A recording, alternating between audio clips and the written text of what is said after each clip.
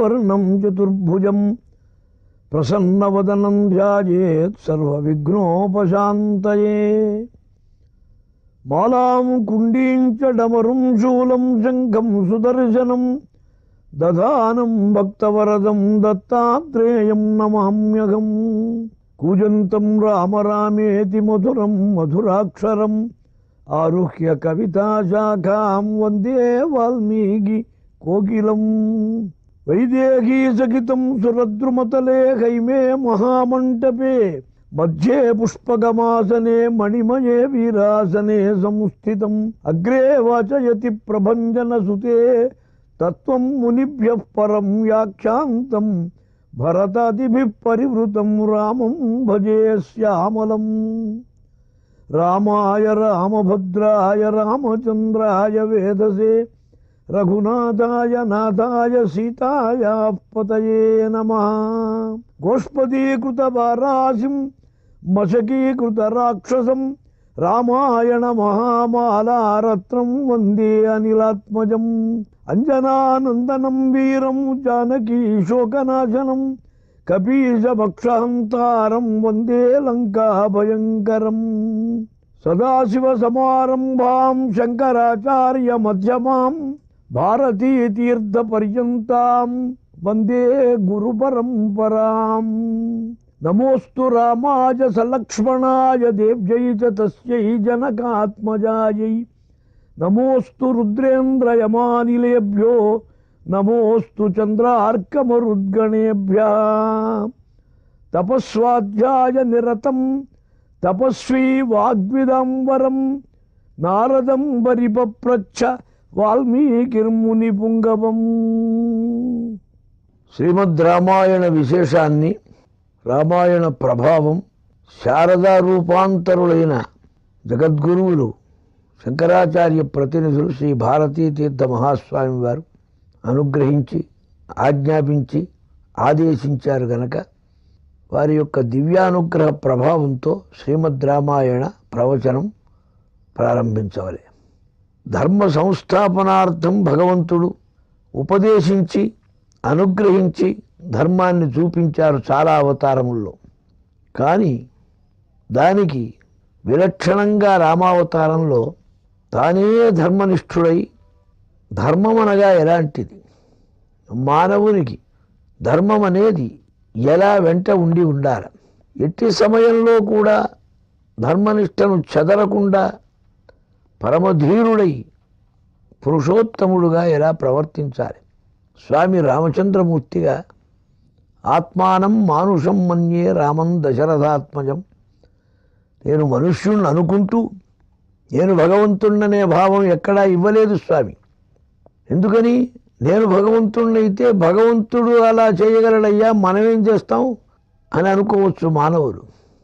తాను మానవుడై కష్టసుఖాలన్నీ చూపిస్తూ అనేక దుఃఖాలని తాను అనుభవిస్తున్నట్లే ప్రదర్శించి, అయినా ప్రతిజ్ఞ తప్పకూడదు, మాట తప్పకూడదు.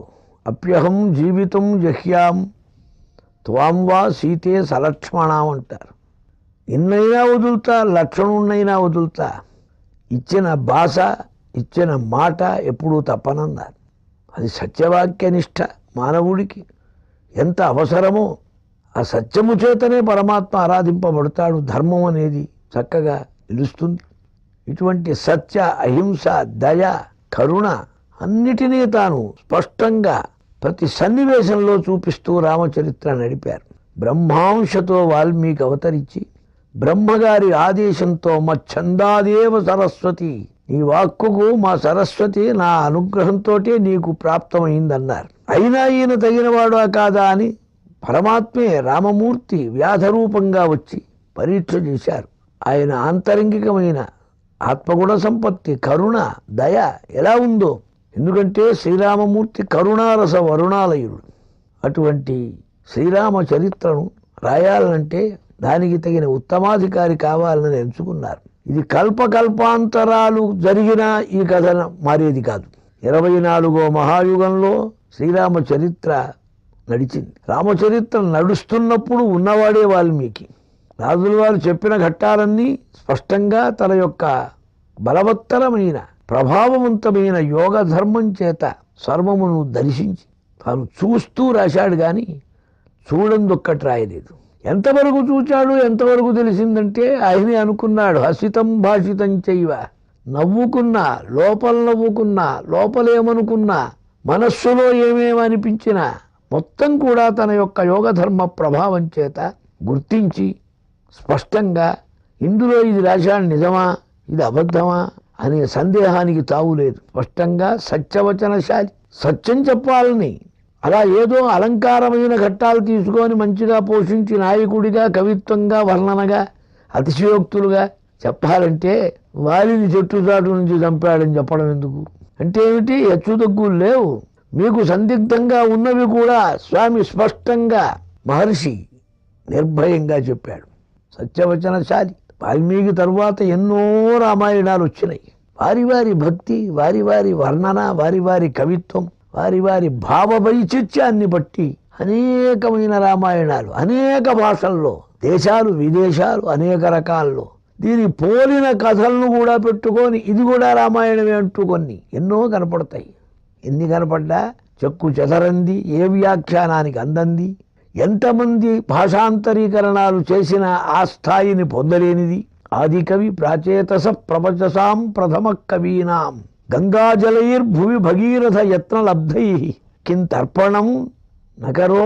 గంగాజలం తెచ్చాడు భగీరథుడు, ప్రతివాడు వెళ్ళి తర్పణం చేస్తున్నాడే. కింతర్పణం నవిదధాతి జనపితॄణాం. అలాగే వాల్మీకి గీత రఘుపుంగవ కీర్తి లేశై చంపూ కావ్యంలో అంటాడు భోజరాజు. వాల్మీకి చేత గానం చెయ్యబడ్డ రామచంద్ర ప్రభువు వారి కీర్తి యొక్క లేశం, ఓ తుంపురులు 2 దొరికితే అవి పట్టుకొని మేం కావ్యం రాశామన్నారు. అలా నాటకాలు, కావ్యాలు, సాహిత్యాలు, గద్యములు, పద్యములు, వచనాలు, ఇన్ని రచనలకు కూడా మూలభూతమైన శ్రీమద్ రామాయణం. దీన్ని ఇతిహాసం అనలే, పురాణం అనలే. భారతాన్ని ఇతిహాసం అన్నారు, భాగవతాన్ని పురాణం అన్నారు, దీన్ని కావ్యం అన్నారు. కావ్యంలోనే ఉంది మాధుర్యమంతా. యద్వేదాత్ ప్రభు సంహితాదధిగతం శబ్ద ప్రధానాత్ చిరం యచ్చార్థ ప్రవణాత్ పురాణవచనాదిష్టం సుహృత్ సంహితాత్ కాంతా సంహితయా యయా సరసతామాపాద్య కావ్యశ్రియా కర్తవ్యే కుతుకి బుధో విరచితే తస్మై స్పృహాం కుర్మహే అంటాడు ప్రతాపరుద్రీయంలో. వేదం అంటే ప్రభుత్వంలాగా ఉంటుంది, ఆజ్ఞ. సత్యం వద ధర్మంచర అంతా వేదం తెలియాలండి. వేదం ఏం తెలుస్తుంది నీకు? ఏది సత్యం, ఏది ధర్మం చెప్పు. సత్యం పలకమన్నారు, ధర్మం ప్రవర్తించమన్నారు. సత్యమేదో ధర్మమేదో చెప్పాలంటే మహర్షులే చెప్పాలి. శృతిం పశ్యంతి మునయ స్మరంతి చ తథా స్మృతిం. వారు శృతిని సాక్షాత్కరించుకొని అపౌరుషేయ పరమేశ్వరుని నిశ్వాస రూపమైనది శృతి. తస్య నిశ్వసితం యదృగ్వేదో యజుర్వేద సామవేద. వేదములన్నీ పరమాత్మ యొక్క నిత్య ప్రవాహ రూపమైన నిట్టూర్పుల వంటివి. వాటిలో వివరణలు ఉండవు. వాటిని తెలుసుకోవాలంటే తపస్సమాధినిష్ఠులైన మహానుభావులు వాటిని చక్కగా గుర్తించి స్మరిస్తారు. దాని వివరణ ఇదయ్యా అని. ఆ స్మరించినవే మనకు స్మృతులు, పురాణాలు వగైరాలు. ఇక్కడ కావ్యం యొక్క గొప్పతనం పురాణం స్నేహితుడిలాగా ఉంటుంది, వేదం ప్రభుత్వం ఆజ్ఞలాగా. ఈ రెండిటికి వినని వాడు ఉంటాడు. వాడి మనస్సు మార్చాలంటే కాంతా సంహితయ. ఎంత ఎవడు చెప్పినా వినని వాడు కూడా భార్య చెప్పేటప్పటికే వినేస్తాడు. అట్లా చెప్పే మోతాదులో ఉంది ఆ తమాషా. కాంతా సంహితంగా ఉంటుంది. అంటే ఒకటి చెబుతూ ఉంటే అది కాదు ఇంకొకటి అని అర్థమవుతుంది. అది కాంతా శైలి. పురుషుడు అలా చెప్పలేడు, ఉన్నదేదో కావాల్సింది ఏదో చెప్తాడు. కావాల్సింది చెప్తే అవుతుంది కాదు, కానీ ఇది అయినట్టుగా చెబితే తప్పున మనస్సుకు పడుతుంది. అందుకని కావ్యంగా ఎన్నుకున్నాడు వాల్మీకి. ఇక్కడ కావ్య లక్షణం ఏమన్నారు ఆలంకారికులు? వాచ్యాతిశాయి వ్యంగ్యం ఎత్త వర్తతే తదుత్తమం కావ్యమిత్యాలంకారికా అన్నారు. వాచ్యంగా కనపడే మాట కంటే ఊహించదగిన ధ్వని వేరే ఉంటే బలంగా అది కావ్యం. ఊరికే అన్ని అక్షరాలన్నీ కంపోజ్ చేసి చదివితే అది పద్యమైనా గద్యమైనా కవిత్వం కాదు, కవిత్వం. దాంట్లో ఏదో ఊహించడానికి తగినంత మెదడుకు మేత కలిగించదగిన గొప్ప అంశం ఉండాలి. అలా ఇక్కడ రెండింటినీ సమంగా పట్టుకొస్తూ ఇటు మానవభావం, అటు భగవద్భావం. రాముడు మనుష్యుడా? అవును, అయినా పర్వాలేదు. రాముడిలాగా నడవయ్యా నువ్వు. పురుషోత్తముడు అవుతావు. రామవద్వర్తితవ్యం అన్నారుగా పెద్దలు. కాబట్టి మానవుడిగా నడిచినా అలా నడు, నువ్వు పురుషోత్తముడివే. భగవంతుడు అంటావు, సారూప్య సామీప్య సాయుధ్యాలు సర్వం భక్తి ప్రభావం ధర్మం రెండింటినీ సమంగా వాచ్యాతిశాయి అయిన వ్యంగ్యం బలవత్తరంగా చూపించే మధురమైన మహత్తరమైన కావ్యాన్ని సృష్టించాడు మహానుభావుడు వాల్మీకి. ఈ కావ్యం సర్వ జగత్తులకు, సమస్త ప్రజానీకానికి, సర్వకాలాలకు, దీనికి కాలం లేదు, దేశం లేదు, సమయం లేదు. ఈ కాలానికి వర్తిస్తుంది, ఆ కాలానికి వర్తించడం లేదు. ధర్మం ధర్మమే ఎప్పుడూ కూడా. రామో విగ్రహవాన్ ధర్మ రామో ద్విర్నాభిభాషతే. 2 మాటలు మాట్లాడరు సత్యవచనశాలి. సంరక్షకుడు శ్రీరామ రక్ష. ఆపదామపహర్తారం దాతారం సర్వసంపదాము లోకాభిరామం శ్రీరామం భూయో భూయో నమామ్యం. ఇప్పుడు నువ్వు గట్టిగా భావించు, భగవంతుడిగా దర్శనమిస్తాడు. ఇవ్వలే, నిన్న మొన్న భద్రాద్రిలో ఇచ్చాడుగా. భద్రుడు తొందరగా పిలిచాడు, వేషమంతా మార్చుకోవడం కుదరలే. భరత శత్రుఘ్నుల్ని మార్చలేక శంఖచక్రాలతోటి వచ్చేసాడు. శంఖం భరతుడు, చక్రం శత్రుఘ్నుడు. వైకుంఠరాముడు అన్నారు భద్రాద్రిలో. కనుక ఆ మధురాతి మధురమైన దివ్య భగవద్భావాన్ని మానవరూపంగా ధర్మము భక్తి జ్ఞానం. కనుక రామాయణం ఎలా చెప్పాలన్నారు? భక్త్యా నీత్యా ధర్మేణచ. 3 భాగాలు పెట్టుకొని రామాయణాన్ని చెప్పమన్నారు. అది పరమేశ్వర అనుగ్రహం, సద్గురువుల యొక్క గురుచరణాల వింద దివ్యానుగ్రహంతో చెప్పాలి కానీ మామూలుగా చెప్పడం అనుకుంటే కుదిరేది కాదు.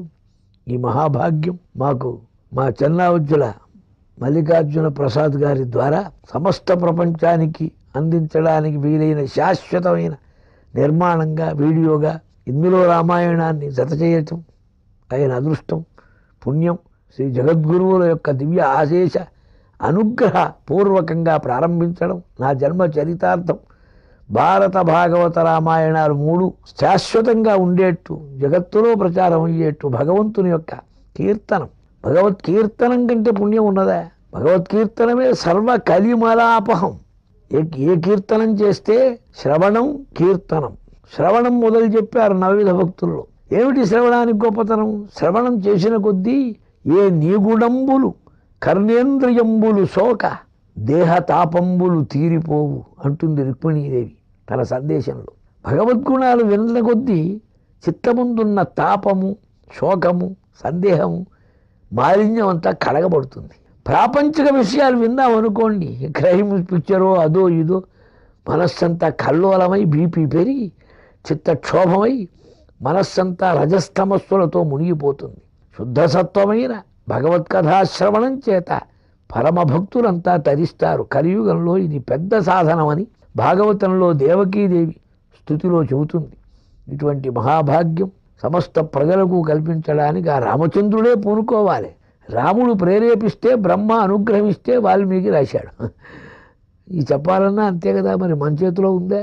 అది మా ప్రసాద్ గారికి భగవత్ ప్రేరణై దీక్షతో కూర్చొని ఆయన ఈ కార్యక్రమం నడపడం, ఇది సర్వజనులకు సమస్తమైనటువంటి పురుషార్థ సాధనగా ధర్మార్థ కామ మోక్షాలకు కావాలనని, చిరకాలం ఇది శాశ్వతంగా రామ కీర్తనం జరగాలనని, గురువుల ఆదేశం సార్థకం కావాలని నేను కోరుకుంటున్నాను. శ్రీరాఘవము దశరథాత్మజమప్రమేయం సీతాపతిం రఘువరాన్వయ రత్నదీపం ఆజానుబాహుమరవిందదళాయతాక్షం రామం నిశాచర వినాశకరం నమామి. అయోధ్యానగరం వైవస్వతు చేత కల్పించబడ్డది, మనువు చేత మహానగరం. ఎంత ఈనాడది డిస్ట్రిక్ట్ హెడ్ క్వార్టర్లని, పక్కన బార్డర్లని, ఇంకో జిల్లాలని చెబుతున్నారు. అంతా అయోధ్యే. 12 యోజనాల పొడవు, 3 యోజనాల వైశాల్యం. యోజనం అంటే 8 మైళ్ళు, 12 యోజనాలు 12 ఎనుముదులు పొడుగన్నమాట. మహానగరం నిర్మలంగా మనస్సు యొక్క సంకల్పంతో ప్రవహించిన మానస సరోవరం నుంచి వచ్చిన నది గనక సరయూ నది అన్నారు దాన్ని. నిర్మలమైన నది, చక్కని తోరణాలు, రాజమార్గాలు ఇప్పటికీ కనపడతాయి మనకు అయోధ్యలో. వాటి యొక్క శృంగారం, మతలబులు, అంతా భ్రష్టమైన ఖిలమైన అయోధ్యగానే ఉంది. ప్రాకారం ఎట్టివాడికి భేదింపరానిది. రాజవీధులకు ఇరువైపులా చల్లని నీడలు వచ్చేటువంటి పచ్చని కాంతులు కలిగిన వృక్షాలు చక్కగా ప్రకాశిస్తూ ఉంటాయి. ఎందరో మహానుభావులు వచ్చేవారు. దశరథ అని మహారాజు, ఆయన పరిపాలిస్తున్నాడు రఘువంశంలో. అజమహారాజు గారి కుమారుడు. దశరథ అంటే ఏమిటన్నారు? పిచ్చి పిచ్చి అర్థాలు చెబుతారు, తప్పది. దశరథ అంటే 1000 పవర్ అంటామే, 3 హార్స్ పవర్ అంటలే మిషన్లకి. 10 మంది అతిరథుల పెట్టు ఆయన విక్రమం. రథ, రథిక, రథోదార, మహారథ, అతిరథ అని గ్రేడ్స్ ఉన్నాయి. ఇందులో అతిరథులు 10 మంది పెట్టు దశరథుడు. ఆయన అప్రయోజకుడని, అసమర్థుడని, కైకమ్మ దగ్గర ఏడిచాడని మనం నాటకాల్లో చూస్తాం. పొరపాటు. కామాత్ముడు కాడు, పరమధర్మాత్ముడు. అనేక క్రతువులు చేశాడు. యాయజూక మహాత్మవాన్, అద్భుత ప్రభావం కలవాడు, ధర్మస్వరూపుడు. పరాక్రమం చూడండి. శనిగ్రహాన్ని నిలవేసిన వాడు ఒక్క దశరథుడు. ఒకరోజు శని రోహిణీ నక్షత్ర శకటభేదం చేయటానికి సిద్ధమైతే కులగురువైన వశిష్ఠుడు చెబితే దండెత్తి వెళ్ళాడు దశరథుడు ధనుస్సుతో శని మీదికి. శని మీది గుండెలున్నాయా? శంకరుడంత వాడు దాక్కున్నాడంటారు శని దగ్గర. దశరథుడు ధీమాగా వెళ్ళాడు. వీడెవడరా బాబో, నన్ను కొట్టడానికి వచ్చాడని వాడు హంగు తిన్నాడు. బాబో నువ్వేం ముట్టుకోబోకురా, ధనస్సు నీకు వరమిస్తా, కావలసింది ఏమిటో చెప్పమన్నాడు. నా పేరు దశరథుడు, మా రాష్ట్రానికి క్షామం రాకుండా నువ్వు శకటభేదం చేయకూడదన్నాడు. ఇప్పటి నుంచి చేయనన్నాడు. అప్పుడు శనిని స్తోత్రం చేశాడు దశరథుడు. ఈ శని స్తోత్రం పారాయణ చేస్తే 7.5 ఇబ్బంది ఉండదు. ఇది స్కాంద పురాణంలో ఉన్నటువంటి మాట. ఇట్టి మహావిక్రమవంతుడు దశరథుడు. ఆయనకు ఎన్ని ఉన్నా చూడండి తమాషా, జీవుడికి ఉండే కొరత ఏమిటంటే ఎక్కడో ఉంటుంది కొరత. అది భగవంతుడు ఆయన చేతిలో పెట్టుకుంటాడు పిసగడానికి. అదన్నా లేకపోతే దేవుడు ఉన్నాడని మనం ఒప్పుకుంటామా? అది ఉంటేనే ఒప్పుకోదావటం లేదే. అన్నీ ఉన్నాయి మనకు. ఇప్పుడు సైన్స్ పెరిగింది, మెడిసిన్లు పెరిగినాయి, సౌకర్యాలు పెరిగినాయి, దూరశ్రవణ, దూరదర్శన, దూరయంత, దూరగమన అన్నీ ఉన్నాయి. ఏ రోజు ఏ ఫ్లైట్కు మునుగుతుందో తెలియదు. డెత్ అనేది మన చేతిలో లేదు. అదే తమాషా. ఎప్పుడు చస్తాడో తెలియదు. చచ్చేవాడు 40 ఏడాది దాకా బతుకుతాడని డాక్టర్ చెబితే మొన్నాడు చస్తాడు. వీడు రేపో మాపో చావచ్చయ్యా అంటే 14 ఏళ్ళు బతికాడు వాడు. అక్కడ డాక్టర్లు అంటారు ఆయుష్యం మన చేతిలో లేదండి అని. నీ చేతిలో ఏముందన్నాడు. ఇక చూడండి, ఎవడి బుర్రన్నా పగలగొట్టాలంటే ఒక స్కీమ్ వేసి 2 నెలలు సందులు కాచి మొత్తానికి ఏదో మిషన్ కనిపెట్టి వాడిని చంపొచ్చు. ఒక్కడిని బతికించండి మీ హాస్పిటల్లో, మీ మెషిన్తో. మీ గొప్పతనం లేదు, మనకు శక్తి, అనుగ్రహం భగవంతుడు. అది ఆయన చేతిలో పెట్టుకుంటాడు. అది ఉంటే కానీ కుదరదు. దశరథుడికి సంతానం లేదు. దశరథుడికి ఒక కూతురు ఉందని, ఆమె పేరు శాంతాదేవి అని, ఆ శాంతను ఋష్యశృంగునికి ఇచ్చారని ఒక కథ ఉంది. వాల్మీకి ఎక్కడా చెప్పలేదు. వాల్మీకి చెప్పడమే కాదు, రామాయణ కథలో ఎక్కడా అందటం లేదు. అది పైగా నా దృష్టిలో అది ఏదో కల్పాంతర కథ ఉంటే ఉండాలి కానీ మన రామాయణంలో కథ కాదనిపిస్తుంది. ఎందుకని ఆఖరికి ఒక్క మాట అనొచ్చుగా, నాకు మగపిల్లలు లేరండి, ఆడపిల్ల ఉంది కానీ దౌహిత్రుడు ఉంటా అనొచ్చుగా. దౌహిత్రుడున్నా కొడుకు లేని లోటు లేదన్నది శాస్త్రం. యయాతి మహారాజు దౌహిత్రులతోటే ఆ స్వర్గానికి మరల చేరాడు. మరి దౌహిత్రుడున్నా ఇబ్బంది లేదుగా. దశరథుడు ఇంత బాధపడటం ఎందుకు అనుకొని సంతానమే ఉండదు. దశరథుడికి ఎంతమంది భార్యలు అని ఓ ప్రశ్న ఉంది. అల్లి చూస్తేనే మనకు కథ అర్థమవుతుంది. 350 అని లెక్కేశారు. 350 భార్యలే ఉంటే ఆ పాయసం 300 డివైడ్ చేయొద్దండి. ముగ్గురికే పట్టడం ఏమిటి? 350 భార్యలు ఉంటే వైషమ్యంగా నడిచినట్టు కాదు. భార్యల్లో ఒక భార్యకు మించి చేసుకోవాలంటే వైషమ్యరహితంగా ఉండగలిగితేనే చేసుకోవాలి. అది మన వల్ల చేత కాదు కనుక ఒకే భార్య చాలరా, పడి ఉండమన్నారు. భార్యలను ఎక్కువ చేసుకొని విషమ బుద్ధి పెంచుకుంటే అది అధర్మం, పతనం. కాబట్టి ఆయనకు ఉన్నదే 3 భార్యలై ఉండాలి. 350 అంటే వాళ్ళంతా ఎస్టాబ్లిష్మెంట్, పరివారం, పరిచారకులు. ఓ కొంపలో ఒక్కొక్క ఉన్నవాడి కొంపలో 50 మంది ఉంటారు సర్వెంట్స్. కూర తడిగేవాడు ఒకడైతే, గిన్నె కడిగేవాడు ఒకడైతే, కూరలో ఉప్పేసేవాడు ఇంకోడు. ఏం ధనం ఉంది, బాగా పరివారం పెరిగింది అలా అనుకోవాలి కానీ మనకు ఇంతమంది భార్యలు ఉన్నారనుకోకూడదు. సంతానం లేదు, దుఃఖపడుతున్నాడు. సుమంత్రుడని ఒక మంత్రుడున్నాడు. వాడికి వెనకటి సంగతి అంతా చాలా తెలుసండి. అందుకే వెనకటి సంగతులు తెలిసిన వాడు ఉండాలి కొంపలో. ఉంటే కొంచెం మంచి మాట చెబుతాడు. ముసలివాడు ఉంటే కొంపలో ఎదవ మాటలు చెబుతాడని వాడిని ఎడగొడుతున్నారు వృద్ధాశ్రమాలకి. ఇప్పుడు పడుచు వాళ్ళంతా ఉంటే పేలాలు జిల్లేళ్ళు, ఇంకేముంది వాడికి దోచేదే వీడికి దోస్తుంది. ఇద్దరు కలిసే కనుక గంతులేస్తారు, అసలు కొంప పాడైపోతుంది. ఒక్కడుండాలి. వృద్ధో జ్ఞాతి రవసన్న కులీన విదురుడు నీతిలో చెబుతాడు. ఆ సుమంతుడు చెప్పాడు, అయ్యా మీకు సంతానం ఉంది, మా గురువుగారు చెప్పారు. ఎట్లా తెలుసు? శరత్కుమారుడు చెప్పారు. నీకుందయ్యా సంతానం, ఉంటే మరి కలగలేదేం, అదే తమాషా. ఉండి కలక్కపోతే దానికి శాంతులు జపాలు ఉన్నాయి, లేక కలక్కపోతే దానికి ఏమీ లేదు, సున్నా. మీకు ఉన్నదండి, ఉన్నదానికి కొంచెం లైన్ క్లియర్ చేసుకోవాలి. ఏమిటన్నారు? ఋష్యశృంగ ఇతి ఖ్యాతః తస్య పుత్రో భవిష్యతి సవనే నిత్య సమృద్ధ మునిః వనచర సదా. విభాండకుడని ఒక మహర్షి, ఆయన కుమారుడు ఋష్యశృంగుడు. ఒక లేడీలో పుట్టాడు. మహానుభావులు లేడీలో పుడతారు, జంతువుల్లో పుడతారు. ఎక్కడ పుట్టావనేది లెక్కలోది కాదు. గొప్పగా పుడితే సముద్రంలోనే చేపలు పుట్టినాయి, రత్నాలు పుట్టినాయి. డైమండ్స్ విలువ డైమండ్సే, చేపల విలువ చేపలే. కనుక ఆ ఋష్యశృంగుడు ఒక కొమ్ము ఉంటుంది ఆయనకి. ఆ ఋష్యశృంగుడు తపస్సు చేసి ఉన్న చోటే జగద్గురు శృంగేరి మహాసంస్థానం. అక్కడే కిగ్గా అని ఊరుంది. అక్కడ ఋష్యశృంగ ఆలయం కూడా ఉంది. ఋష్యశృంగుడు పరమేశ్వరుల్లో సాక్షాత్కరిస్తే ఆయనలో లీనమైనాడు. ఎవరిలో? ఋష్యశృంగుల్లో శంకరుడు లీనమైనాట. అది తమాషా కథ. మహాతపశ్శాలి, అఖండ బ్రహ్మచర్య వ్రత సంపన్నుడు. ద్విధ బ్రహ్మచర్యం అన్నారు. ఒక బ్రహ్మచర్యం ఆశ్రమ బ్రహ్మచర్యం, ఇంకో బ్రహ్మచర్యం వేదాధ్యయన బ్రహ్మచర్యం. కాదు, సీతారామ రూపమైన ద్విధ మంత్ర ఉపాసన వైవిధ్యం అన్నారు మహానుభావులు కొందరు. ద్వైవిధ్యం బ్రహ్మచర్యస్య భవిష్యతి మహాత్మనః. ఆ ఋష్యశృంగుణ్ణి తీసుకోవచ్చి అంగదేశం మహారాజు రోమహర్షుడు అనేటువంటి వాడు, అంగదేశం మహారోమపాదుడు క్షామం పోగొట్టుకున్నాడు. తను తెప్పించిన నేరానికి క్షమాపణగా తన కూతుర్ని శాంత అనే అమ్మాయిని ఇచ్చాడు. శాంత వివాహమై ఇప్పుడు ఋష్యశృంగుడు అక్కడ కలిసి ఉన్నాడు. మీ స్నేహితుడు ఆ అంగరాజు, నువ్వు వెళ్ళి అడిగితే ఇస్తాడన్నారు. అప్పుడు బయలుదేరాడు. దశరథ మహారాజు వెళ్ళి అడిగాడు. అడిగితే ఆయన ఋష్యశృంగుడిని పంపించాడు. ఋష్యశృంగుడు రాగా వశిష్ఠ మహర్షి వారు అశ్వమేధయాగం చేయించారు. ఆ అశ్వమేధయాగం అంతా పూర్తయ్యేటప్పటికే దేవతల ఆవిర్భాగాలకు వచ్చారు. అప్పుడు శంఖంచక్రగదా పాణి పీతవాస జగత్పతి వైనతేయం సమారుహ్య భాస్కరస్తోయదం యథా.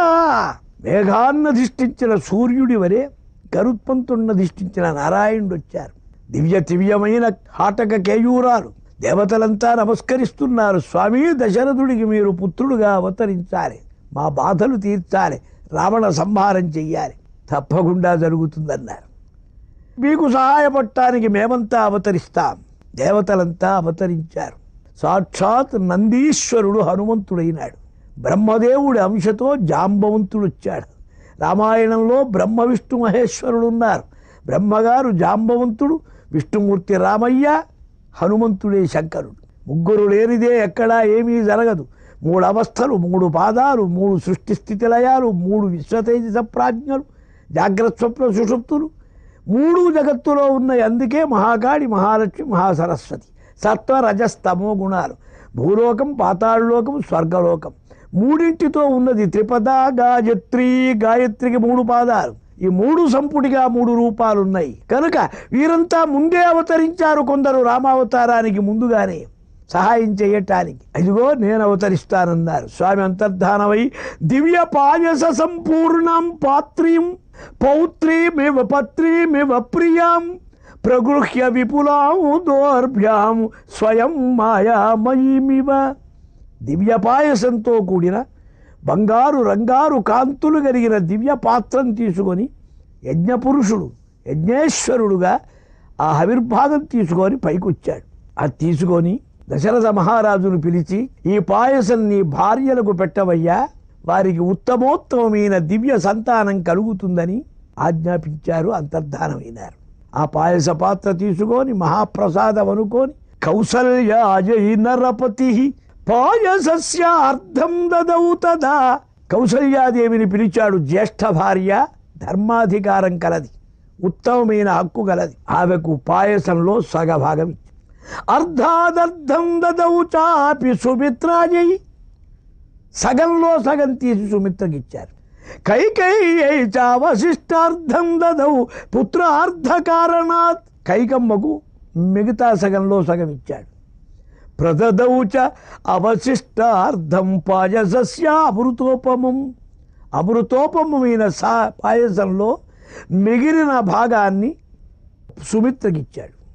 ఇక్కడ చూడండి, పాయసాన్ని 8 వీసాల భాగంగా మనం గుర్తిస్తే కౌసల్యకిచ్చిన భాగం సగం అంటే 4 వీసాల్లో 1.5 భాగం తీసి వీసం సుమిత్రకి ఇచ్చాడు.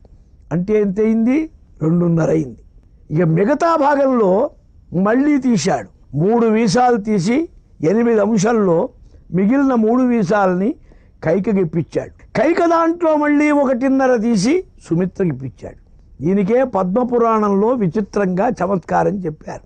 అర్చితా తస్య కౌసల్య ప్రియా కైకేయ వంశజ అత సంభావితాంతాభ్యాం సుమిత్రామయిచ్చదీశ్వర చిత్తజ్ఞే పత్న్యౌ పత్యు మహీక్షిత చరోరర్ధార్థభాగాభ్యాం తామయోజయతాముభే యుగం బభూవతుస్తత్ర. ఇక్కడ చమత్కారం చెప్పారు. కౌసల్య భాగంలో నుంచి తీసి ఇచ్చారు కదా, ఆ భాగం సుమిత్రకు లక్ష్మణుడిగా పుట్టారు. కైకమ్మ భాగంలో నుంచి తీసి ఇచ్చాడే, అది సుమిత్రకి ఇస్తే శత్రుఘ్నుడిగా పుట్టాడు. అందుకని లక్ష్మణుడు కైకమ్మ కౌసల్య పుత్రుడైన రామయ్య వెంట నడిచాడు. భాగంలో భాగం. కైకమ్మ పుత్రుడైన భరతుడి వెంట శత్రుఘ్నుడు నడిచాడు.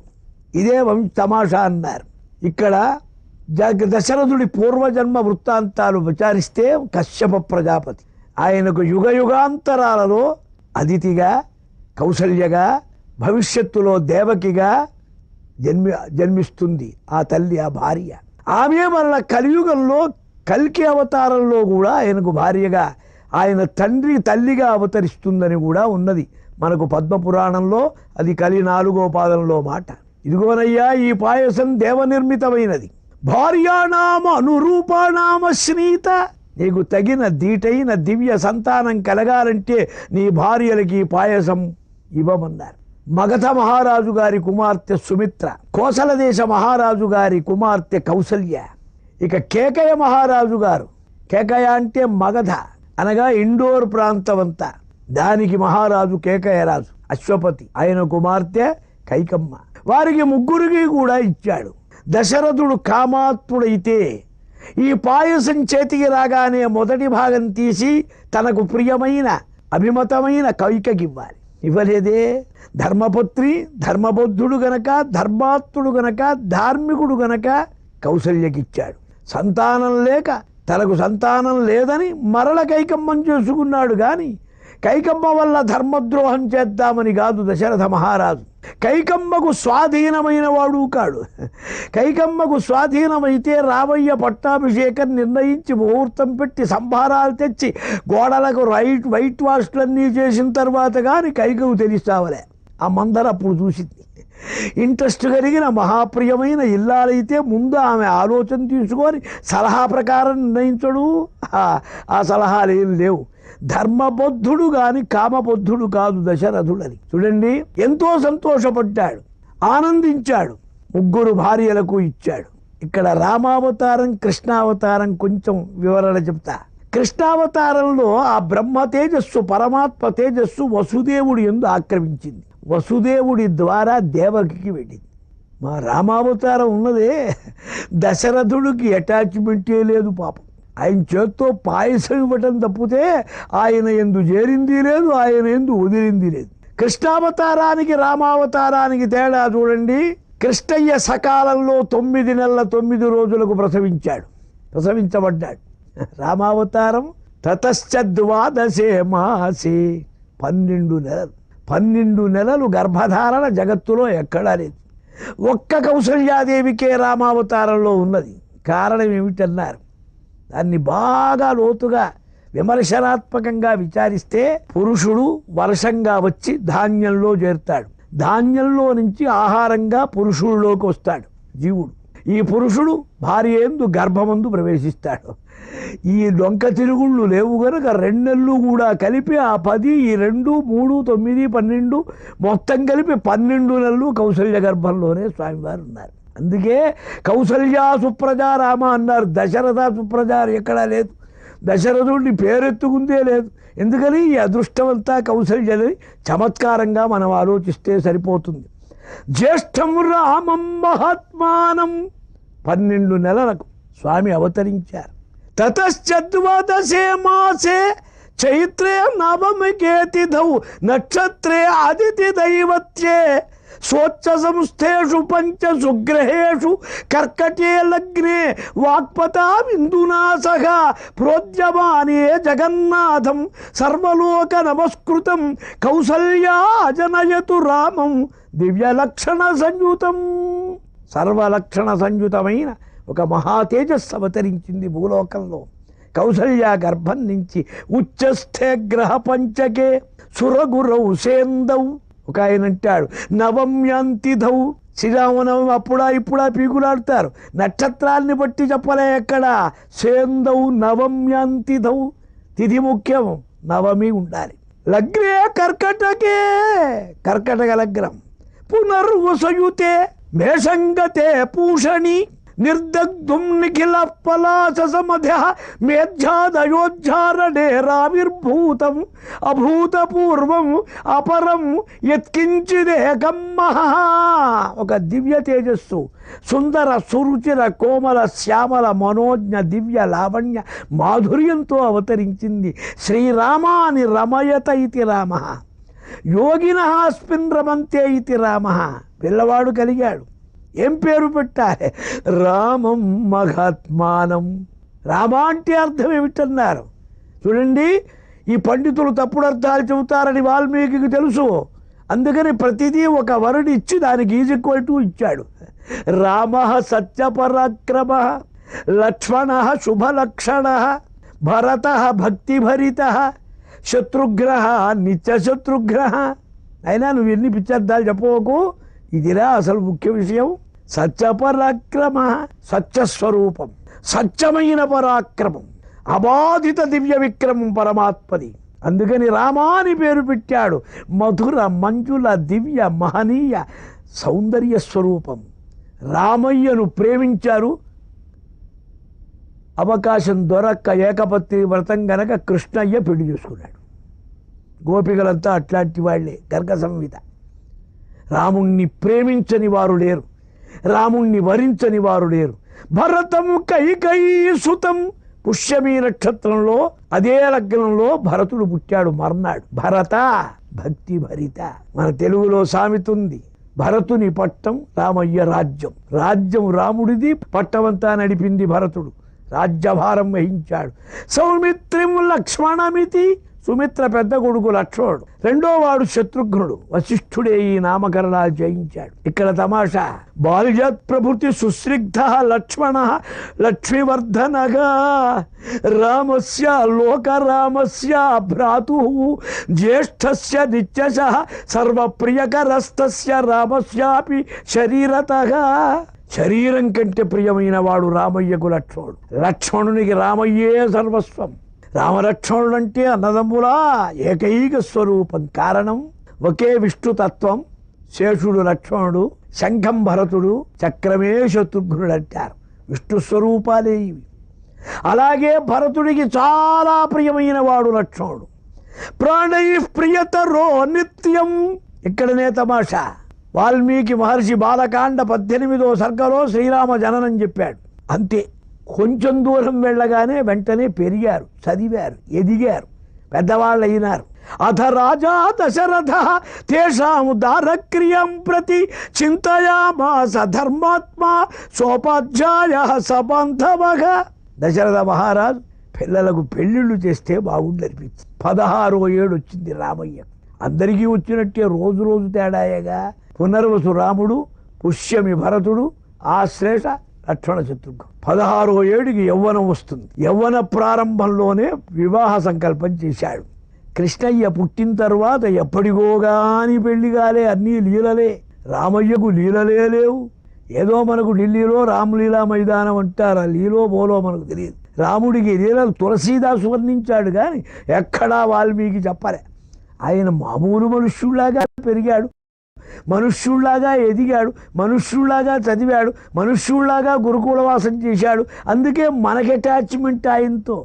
ఎక్కడో ఉత్తర భారతంలో అయోధ్యలో పుట్టిన రామయ్య చరిత్రంతా మన ప్రాంతమే, దక్షిణ భారతం. దక్షిణ భారతంలో రామ మందిరం లేని ఊరుండదు, శ్రీరామ నవమి చెయ్యని చోటు ఉండదు, రాముడి కళ్యాణం చెయ్యని వాడ ఉండదు. హరిజనవాడ, గిరిజనవాడ, బస్తీలు, పల్లెలు, గ్రామాలు, పట్టణాలు అన్ని చోట్ల రామయ్య ఉంటాడు. కృష్ణుణ్ణి ఎవరో గాని పిలవరు. ఎందుకని? మనకు రామయ్యకు ఉన్న అటాచ్మెంట్, మానవ సంబంధం, కర్మకాండ, ధర్మదీక్ష రామయ్య యొక్క స్వభావం. ఇక్కడ వివాహం ఎందుకు వెంటనే చెప్తున్నాడు మహర్షి అంటే, మానవ స్వభావం కూడా చమత్కారం. సీతమ్మ పెళ్లితో సంబంధం రామావతారం. సీతమ్మను పెళ్లి చేసుకునేదాకా రామయ్య మామూలు మనిషి. ఆయన చరిత్ర చెప్పుకునేదేం లేదు. అసలు ఆయన చరిత్రలో వచ్చిన గొప్పతనమంతా సీతాపహరణం వల్లే. మా జానకిని చెట్టబట్టి శ్రీమంతుడవైనావన్నాడు త్యాగరాజస్వామి. అందుకే నీ సీతమ్మకు చేయిస్తే చింతాకు పథకము ఎవడబ్బ సొమ్మనుకున్నావన్నాడు. ఈ మాట అనేటప్పటికే దేవుడాన్ని దిగొచ్చాడండి రామయ్య రామదాసు దగ్గరికి. నీ పెళ్ళానికి జయించానన్నదాకా కదల్లే. రామాయ రామభద్రాయ రామచంద్రాయ వేధసే రఘునాథాయ నాథాయ ఓ భక్తుడు పిలిచాట. రామాని పిలిచాడు, ఏం పలకలే. రామచంద్ర అన్నాడు, పలకలే. రఘునాథాయ అన్నాడు, ఏం పల్లే. వేధసే అన్నాడు. ఈ బడాయి మాటలు అవసరం కొద్దీ బతివాడు అంటాడు, దాని దేవుడు. నాథాయ అన్నాడు, మా స్వామి అన్నాడు, అది ఒప్పుకోలే. సీతాయ అప్పతయ సీతాపతి అన్నట్టు లేచి కూర్చున్నట్టు. రామ ఏమిట్రా ఎందుకు వచ్చాడు? సీతాపతి నీవే గతి అంటాడు త్యాగరాజస్వామి. సీతమ్మ పేరు ఎత్తారో ఇక లేచాడే రామయ్య. సీతమ్మను కలిపారో రాముడు అనుగ్రహించాడే. అందుకే సీతమ్మ పక్కన ఉండాలి, రామయ్య పక్కన ఎప్పుడు ఉండాలి. ఎక్కడ భద్రాద్రి వెళ్ళండి, ఇంకో అద్రి వెళ్ళండి, సీతమ్మను వదిలిన రామయ్య లేడు. సీతమ్మతో అటాచ్మెంట్. సీత అంటే మహాశక్తి, సీత అంటే పరాశక్తి, సీత అంటే జగన్మాత, మాయాబీజం, హ్రీం. ఆ మాయాశక్తి బీజంతో కూడిన రామయ్య బలవత్తర శక్తి గలవాడు. మాయాబీజం ఉంటేనే సృష్టి, స్థితి, లయ. అదే అయోధ్యాకాండలో రజోగుణం, అరణ్యకాండలో సత్వగుణం, సుందర యుద్ధకాండల్లో తమోగుణం అన్నారు. సర్వరాక్షస సంహారానికి ఆయమ్మ ఉండబట్టే జరిగింది, లేకపోతే జరగదు. సీతాయస్తేజసా దగ్ధం రామకోప ప్రపీడితం దహ్యమానామిమం. హనుమంతుడు చెబుతాడు, సీతమ్మ తేజస్సుతో నీ లంక ఎప్పుడో దగ్ధమైపోయింది, ఇంకా నువ్వు మిగిలావు రావణ అని చెబుతాడు. అందుకని వివాహం చేద్దాం అన్న దగ్గర నుంచే రామయ్య పెరిగాడు. వివాహం ఎప్పుడు జరిగింది? 12వ ఏడు కాదు, 16వ ఏడు. దానికి కూడా వచనాలు ఉన్నాయి. తస్య చింతయమానస్య మంత్రి మధ్యే మహాత్మనః అభ్యాగచ్చతు మహాతేజా విశ్వామిత్రో మహామునిః. ఇట్లా ఉంటే పెళ్ళిళ్ళకి ఏమైనా సంబంధాలు చూడాలనుకుంటూ ఉండగా వాకిట్లో ఒక ఆయన వచ్చాడు. ఎవరు? వశిష్ఠ శత్రు. ఆయన్నే వర్ణిస్తాడు ఒక చోట. క్రతుభుక్ సంతతి తోడ పోరి సురలోకం ఉండు కల్పించి దివ్య తపశక్తి త్రిశంకు నందనునికై ప్రాక్ సృష్టికి ప్రతి సృష్టిం ఘటించి బ్రహ్మపదమే రాజర్షి సాధించే. అట్టి తపోరాశి తలంప వాణి కవే వాటిల్లు జయారంభముల్. హరిశ్చంద్రులో విశ్వామిత్రుణ్ణి వర్ణిస్తారు. దివ్య తపశక్తి త్రిశంకు నందనునికై ప్రాక్ సృష్టికి ప్రతి సృష్టిం ఘటించి బ్రహ్మపదమే రాజర్షి సాధించే. బడాయి, విక్రమం, వశిష్ఠద్వేషం, తపస్సు, సృష్టికి ప్రతి సృష్టి, త్రిశంకు స్వర్గం ఎన్నో చేశాడు. అన్ని బడాయిలు ఉడిగి బ్రహ్మపదాన్ని చేరటానికి శాంతుడు గాని దాంతునికైనా వేదాంతునికైనా శాంతము లేక సౌఖ్యము లేదంటాడు. అంతరింద్రియ నిగ్రహ రూప, కామక్రోధ జయ రూప, ఉపరమమైన ఉపశమమైన శాంతి కలిగిన విశ్వామిత్రుడు వచ్చాడు. దశరథ మహారాజు తీసుకోవచ్చాడు. దశరథ మహారాజు పూజించాడు, గౌరవించాడు, తీసుకోవచ్చాడు. పాదాలు పూజించాడు. స్వామి, మీకు మాకు బంధుత్వం ఉన్నది. పూర్వము రాజర్షి శబ్దేన తపసా జ్యోతిత ప్రభ. మీరు వెనక క్షత్రియులై మహారాజులై పరిపాలించారుగా, ఇప్పుడు బ్రహ్మర్షులైనారు. కాబట్టి మాకు పరమ పూజ్యులు మీరు. ఏం కావాలని వచ్చారు? ఏమి రాంది ఊరికారారుగా ఊరకరారు మహాత్ములన్నారు. మీరేం కోరినా పర్వాలే. కార్యస్య నవిమర్శంతు గంతుమర్హసి కౌశిక, నువ్వేమడిగినా ఇస్తానయ్యా, తీసుకో అని ప్రారంభించి ప్రార్థించాడు దశరథ మహారాజు. విశ్వామిత్రుడు నిదానంగా చెబుతాడు తాను. నమోస్తు రామాయ సలక్ష్మణాయ దేవ్యై జతశ్చై జనకాత్మజాయై నమోస్తు రుద్రేంద్రయమానిలేభ్యః నమోస్తు చంద్రార్కమరుద్గణేభ్యః. యథా అమృతస్య సంప్రాప్తి యథా వర్షమనూదకే యథా సదృశధారేషు పుత్రజన్మ ప్రజస్య చ. పుత్రకామేష్టి యాగంతో, ఋష్యశృంగ ప్రసాదంతో, ప్రాజాపత్య ఆవిర్భాగంతో పరమాత్మ శ్రీరామ భరత లక్ష్మణ శత్రుఘ్నులుగా అవతరించారు. బాల్యం, విద్యాభ్యాసాలు, శస్త్రాస్త్రాభ్యాసాలు, వేదాంగాభ్యాసములు, రథయుద్ధ, గజయుద్ధ, ధరణియుద్ధ, ఖడ్గయుద్ధ, గదాయుద్ధ, సర్వయుద్ధాలు ఆరితేరారు. ఇక వివాహం చెయ్యాలి పిల్లలు అనుకుంటున్నాడు మహారాజు. ఈ సమయంలో వచ్చాడు విశ్వామిత్రుడు. విశ్వామిత్రుడి పలుకుబడి చాలా పెద్దది. పెళ్లిళ్లలో సంబంధం కుదిరిచ్చేవాడిది చాలా పెద్ద గౌరవం ఉంటుంది పెళ్ళయ్యేదాకా. తర్వాత వాడు కనపడకూడదు. అదంతా చూపించారు రామాయణంలో. మానవ చరిత్రే రామచరిత్ర అంటే.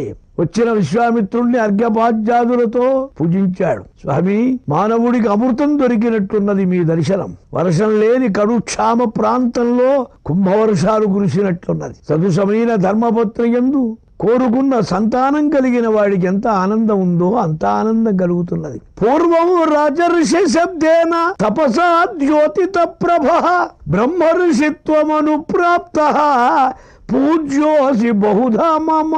మీరు పూర్వము రాజఋషులుగా వెలిగారు. అఖండమైన విక్రమ ప్రభావాలతో ప్రజాపరిపాలన చేశారు. అఖండ తపస్సు చేసి బ్రహ్మర్షిత్వాన్ని సాధించారు. మీరు పరమ పూజ్యులు. ఏమి కోరికతో వచ్చారు? కంచతే పరమం కామం కరోమి కిము హర్షిత. మీరేదడిగినా సంబరంగా ఇస్తానన్నాడు. సంకోచం ఉండదన్నాడు.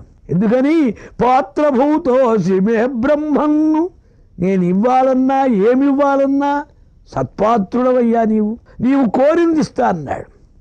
సంతోషించాడు విశ్వామిత్రుడు. భేష్ మహారాజా, సదృశము రాజశార్దూల తవైతదు భువి నాన్యథా మహావంశ ప్రసూతస్య వశిష్ఠవ్యపదేశినః. ఇక్ష్వాకు వంశ సంభూతుడవు, ధర్మమూర్తివి, బ్రహ్మవిద్వరిష్ఠుడైన వశిష్ఠుని యొక్క శిష్యుడవు. రాజశార్దూలా, రాజసింహమా, నీకే తగిన మాట మాట్లాడావు. ఏమి దాతృత్వం! నేను వచ్చిన పని చెబుతా, నిస్సంకోచంగా చెయ్యి. చిరకాలం నుంచి నా మనస్సులో ఒక కోరిక మిగిలిపోయింది. ఒక వ్రతం చేస్తున్నాను, యాగం. ఎన్ని మారులో మొదలుపెట్టా. పూర్తి అయ్యే సమయానికి మారీచశ్చ సుబాహుశ్చ వీర్యవంతౌ సుశిక్షితౌ సమాంస రుధిరౌ గేణ వేదింతాం అభ్యవర్షతాం. యజ్ఞ సమాప్తి కాకుండానే మారీచుడు, సుబాహు అనే భయంకర దుష్టులైన రాక్షసులిద్దరొచ్చి వారి పరివారంతో మాంసం, నెత్తురు హోమగుండాల మీద కురిపించి యజ్ఞం పాడు చేస్తున్నారు. పోనీ నాకు కూడా కోపంతామా అనుకుంటే ఇరువురు రక్కసులు సవనమెప్పుడునే దొరకొంటిని. అంతలో పరిగొని వచ్చి వేదికలపై రుధిరంబులు సల్లి మాంసముల్ నెరపుదురు. యజ్ఞ విఘ్న అవలీలను నర్తురు. సారసార్య కుంగెరలి శపింప వారి బరికిల్చి తపోవ్యయమోర్వలేమి చేన్. తపస్సు పాడైపోతుందని కోపం రావటం లేదు. కావున పాపాత్ముల వివేక వధించి లోక వినుతుల పొందను. నీ వివరపుత్రుని రాముని భూవర ప్రియమార నాకు బుత్తెమ్మురయిన్.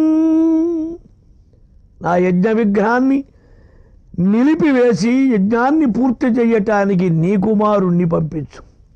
స్వపుత్రం రాజశార్దూల రామం సత్యపరాక్రమం కాకపక్షధరం శూరం జ్యేష్టం మే దాతుమర్హసి. నీ కుమారుణ్ణి అడుగుతున్నాను అనుకోబోకు. జ్యేష్ఠపుత్రుడు, గుణాభిరాముడు, లోకాభిరాముడు, శ్రీరామమూర్తి శక్తోహ్యేష భజాగుప్తో దివ్యేన స్వేన తేజస. ఆయన తేజస్సే గొప్పది. నా చేత రక్షింపబడేవాడు నిర్భయంగా నిస్సంకోచంగా రాక్షస సంహారం చేస్తాడు. శ్రేయశ్చాస్మై ప్రదాస్యామి బహురూపం న సంశయ. నీ కుమారుడికి మంచి శ్రేయస్సు కూడా చేస్తారు, అనేక విధాల చేస్తారన్నాడు. ఇంతవరకు రాముడు జగత్తుకు తెలియదు. నా యొక్క ప్రయత్నంతో సీతారాముడై సర్వజగత్తులలో శోభిస్తాడు. సీతమ్మతో కూడినప్పుడు శక్తివంతుడైన శక్తిమంతుడైతాడు. శక్తి లేని శక్తిమంతుడు వ్యర్థుడు. ఈనాడు రామయ్య వంటివాడు మాయాస్వరూపమైన జగన్మాత, బ్రహ్మ విద్యాస్వరూపిణి జగన్మాత, భూజాత, సకల సద్గుణోపేత సీతామాత. ఆ సీతమ్మతో కలిసినప్పుడు రామయ్య సర్వశక్తి సంపన్నుడవుతాడు. భయపడవోకు, నీ రాముడెవరో నాకు తెలుసన్నాడు. అహం యద్వి మహాత్మానము రామం. ఎట్లా? సత్యపరాక్రమం, సత్యమైన పరాక్రమం కలవాడు. త్రికాల అబాధ్యమాన దివ్య నిర్వక్ర విక్రమ ప్రభావవంతుడు, సత్యస్వరూపుడు. తత్సత్యమిచ్చాచక్షతే. పరబ్రహ్మస్వరూపం, పరమాత్మస్వరూపం నాకు తెలుసు. నాకొక్కడికే తెలుసంటే నీకు నమ్మకం కలక్కపోవచ్చు. వశిష్ఠోపి మహాతేజ. మీ గురువు గారిని అడగవయ్యా వశిష్ఠుణ్ణి, ఆయన చెబుతాడు. వీరిద్దరూ బద్ధశత్రువులు వెనక. ఇప్పుడు తనకు సాక్ష్యం మద్దతు వశిష్ఠుడి పేరు చెబితే ఇంతకుముందే వీరిద్దరూ లాలూచై వచ్చారా ఇక్కడికి అనుకుంటాడేమోనని. మేమిద్దరమే కాదు మహారాజా, ఏచేమే తపసి స్థిత. ఎవ్వరు తపస్సులో ఉన్నారో వారందరికీ తెలుసు పరమాత్మ. తప ఆలోచనే. మనసశ్చ ఇంద్రియాణాంచ ఐకాగ్ర్యం పరమం తప. మనస్సుకు ఇంద్రియాలకు ఏకాగ్రత. ఈ ఏకాగ్రత అనుసంధానం ఎవరికి ఏకైక లక్ష్యంగా ఉంటుందో వారికల్లా తెలుసు. తమేతం బ్రాహ్మణా వివిదిశంతి యజ్ఞేన దానేన తపసా అనశకేన. తపస్సుతో పరమాత్మ తెలియబడతాడు. ఊరికే భగవంతుణ్ణి యుక్తులతో, పాండిత్యంతో, మాటలతో, కబుర్లతో తెలియబడ్డాడు. ఎందుకని? వాక్కులకు అందరివాడు, మనస్సుకు అందరివాడు. యతో వాచో నివర్తంతే అప్రాప్య మనసా సహా. వాక్కులంటే వేదాలు కూడా సాక్షాత్తు చెప్పలేవు, పరంపరగా చెప్పాలి. మనస్సుకు అసలే అందడు పరమాత్మ. ఎందుకని? యన్మనసా న మనుతే ఏనాహుర్మనోమతం. ఉపనిషత్తు చెబుతుంది. ఏ పరశక్తి చేత, ఏ పరమాత్మ చేత, ఏ పరబ్రహ్మతత్వం చేత మనస్సు నడిపింపబడుతున్నదో, తన చేత నడిపింపబడే మనస్సు తననెలా తెలుసుకుంటుంది? మన నాన్నగారి పుట్టుక మనకు తెలుస్తుందా? నాయనమ్మ చెబితే వినాలి. పరమాత్మ నడుపుతాడు ఇంద్రియాలని. సర్వేంద్రియ ప్రవర్తకుడు. మనోబుద్ధులు ఆయన చేతిలో నడుస్తాయి. ఆ మనస్సు పరమాత్మను తెలుసుకోలేదు. ఎలా తెలియాలి? తపసా. తపస్సుతో తెలుస్తుంది. నాకు తెలుసు, మీ వశిష్ఠుడికి తెలుసు, మార్కండేయ, వామదేవ, కాత్యాయన, కాశ్యప ప్రభృతి మహత్తర మాననీయ మహర్షులందరికీ తెలుసు. అడుగు కావాలంటే. నీ కుమారుడికి భయం లేదు. ఎదితే ధర్మలాభంచ యశశ్చ పరమం భువి స్థితమిచ్చసి రాజేంద్ర రామం మే దాతుమర్హసి. నీకు ధర్మలాభం కావాలంటే వెరవక ప్రియమైన ఆప్తుడైన గారాభం కలిగిన కుమారుణ్ణి అడగగానే ఇస్తారని తప్పించుకోక మాట తప్పక ఇచ్చాడనే యశస్సు నీకు కావాలంటే, సత్పాత్ర దాన రూప పరమ ధర్మలాభం నీకు కావాలంటే రాజా నీ కుమారుణ్ణి ఇవ్వమన్నాడు. ఎంతయ్యా? దశరాత్రం హి యజ్ఞస్య. 6 రోజులే యజ్ఞం. రాకపోకలు 4 రోజులు కలిపితే 10 రోజులు. ఆత్మజముదాతుమర్హసి అభిప్రేతం అసంసక్తం. ఈ కుమారుడు ఎలాంటి వాడు? నాకు ప్రియమైనవాడు, నీకు ప్రియమైనవాడు. అసంసక్తం అంటే, అసంసక్తం అంటే ఏమిటి? అటాచ్మెంట్స్ లేనివాడు. చిన్నతనంలో తల్లిని వదిలిపెట్టి తండ్రిని వదిలిపెట్టి పిల్లలు ఉండరు. తీసుకెళ్ళినా 2 పూటల్లో మారాము చేసి వెనక్కి రావాలి. 16 ఏళ్ల కుర్రవాడు గనక, బాల్యం దాటింది గనక, కౌమారం కైశోరం వెళ్ళిపోయింది గనక యవ్వనంలోకి వచ్చాడు. ఇంకో అర్థం, ఎక్కడా శక్తి లేనివాడు, నిర్గుణ నిర్వికార పరబ్రహ్మస్వరూపం. సీతమ్మ ఎందే లేదు ఆయనకి, బ్రహ్మాండవందు లేదు. ఎక్కడా సంశక్తి లేనివాడు పరమాత్మ. అసంగ అయం పురుష ఉపనిషత్తు చెబుతుంది. అసంగ చిన్మాత్రమైన సత్య జ్ఞాన ఆనంద స్వరూపమైన పరబ్రహ్మతత్వమే నీ కుమారుడుగా ఇప్పుడున్నాడు. పరమాత్మను తెలుసుకోవటానికి సాధనం చూపించారు ఇక్కడ. సంపద్వర్గము పారద్రోలి రిపులం చంకించి ఆకాంక్షలం దంపుల్ వెట్టి కళంకముల్ నరికి బంధక్లేశ దోషంబులం చింపుల్ చేసి వయోవిలాసములు సంక్షేపించి భూతంబులన్ చంపల్వేయక నిన్నుగాననగునా శ్రీకాళహస్తీశ్వర అంటాడు దుర్జటి. అట్టి మనోనిగ్రహ రూప ఏకైక ఏకాగ్రత తపస్సు పరమాత్మను తెలుసుకున్నవాడు, ఆ ఆనందాన్ని కోరుకొని వచ్చినవాడు. రావయ్యా, నువ్వు నేను చెప్పినట్లుగా విను, నువ్వు దుఃఖపడవద్దన్నాడు. ఈ మాట ఎప్పుడు విన్నాడో రాముని యందు సర్వస్వం పెట్టుకున్నాడు. పుత్ర ప్రేమ, వ్యామోహం, మమకారం పాపం దశరథుడికి మెండు. ఇది వసుదేవుడికి తక్కువ. ఇక్కడే దశరథ వసుదేవులను విచారిస్తే తెలుస్తుంది. మాం పునర్బ్రహ్మభావేన పుత్రభావేన చ అసకృత్ అంటారు భాగవతం. పుత్రభావం బ్రహ్మభావం ఇచ్చారు వసుదేవుడికి. ఎందుకని? చివర జన్మ గనక. ఇప్పుడు పుత్రభావమే తప్పితే బ్రహ్మభావం లేదు. గడగడా వణికిపోయినాడు. కుమారుణ్ణి పంపించమని అడిగితే నెత్తిన పిడుగుబడ్డట్లయిపోయింది. ఊన షోడశ వర్షోమే రామో రాజీవలోచన న యుద్ధయోగ్యతామస్య పశ్యామి సహ రాక్షసై. 16 ఏళ్ళైనా లేనివాడు. 16 పూర్తయితే 16 అని చెప్పేవాడు. 16 నడుస్తున్నదని అర్థం చెప్పాలి. ఇక్కడ కొందరు ఊనా అంటే పాదోనా అన్నారు. 16 పాదం అంటే 4 నాలుగులు 16. ఒక 4 తగ్గిస్తే 12 ఏళ్లవాడని. అది సుతరాం కుదరదు. 12 ఏళ్లకు పెళ్లి వ్యవహారం జరగటం అనేది అసంభవం. క్షత్రియులకు యవ్వనం రావాలి. యవ్వనం వస్తే గాని యుద్ధానికి కానీ వివాహానికి కానీ అర్హత రాదు. ఇక్కడ 16 వచ్చింది, పూర్తి కాలేదని అర్థం చెప్పుకోవాలి. ఊన షోడశ వర్షోమే రామో రాజీవలోచనగా, కమలాల వంటి నిగారింపులు కలిగిన నేత్రాలు గలవాడు. అంటే సూర్యోదయమైతే గాని లేవలేడు, సూర్యాస్తమయనమైతే నిద్రపోతాడు. బాలస్వభావం ఇంకా పూర్తిగా వదలక యవ్వనం ముందున్నటువంటి పరిస్థితి అనే అర్థం. బాలుడశక్తుడీతడు, విశ్వామిత్రుడు అంటున్నాడు. బాలుడశక్తుడీతడను భావము మానుము ఇతండు సర్వదిక్పాలక పాలనక్షమ రూపాలుడు ఆనత విద్విషక్షమాపాలుడు లోకపాలుడు కృపాలుడు సజ్జనపాలుడు అన్యభూపాలురా యజ్ఞపాలనకు బాడిగా నేనిటు కోరివత్తునే.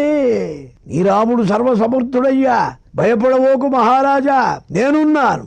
అయ్యో, దుఃఖాక్రాంతుడైనాడు పుత్రమవకారంతో దశరథుడు.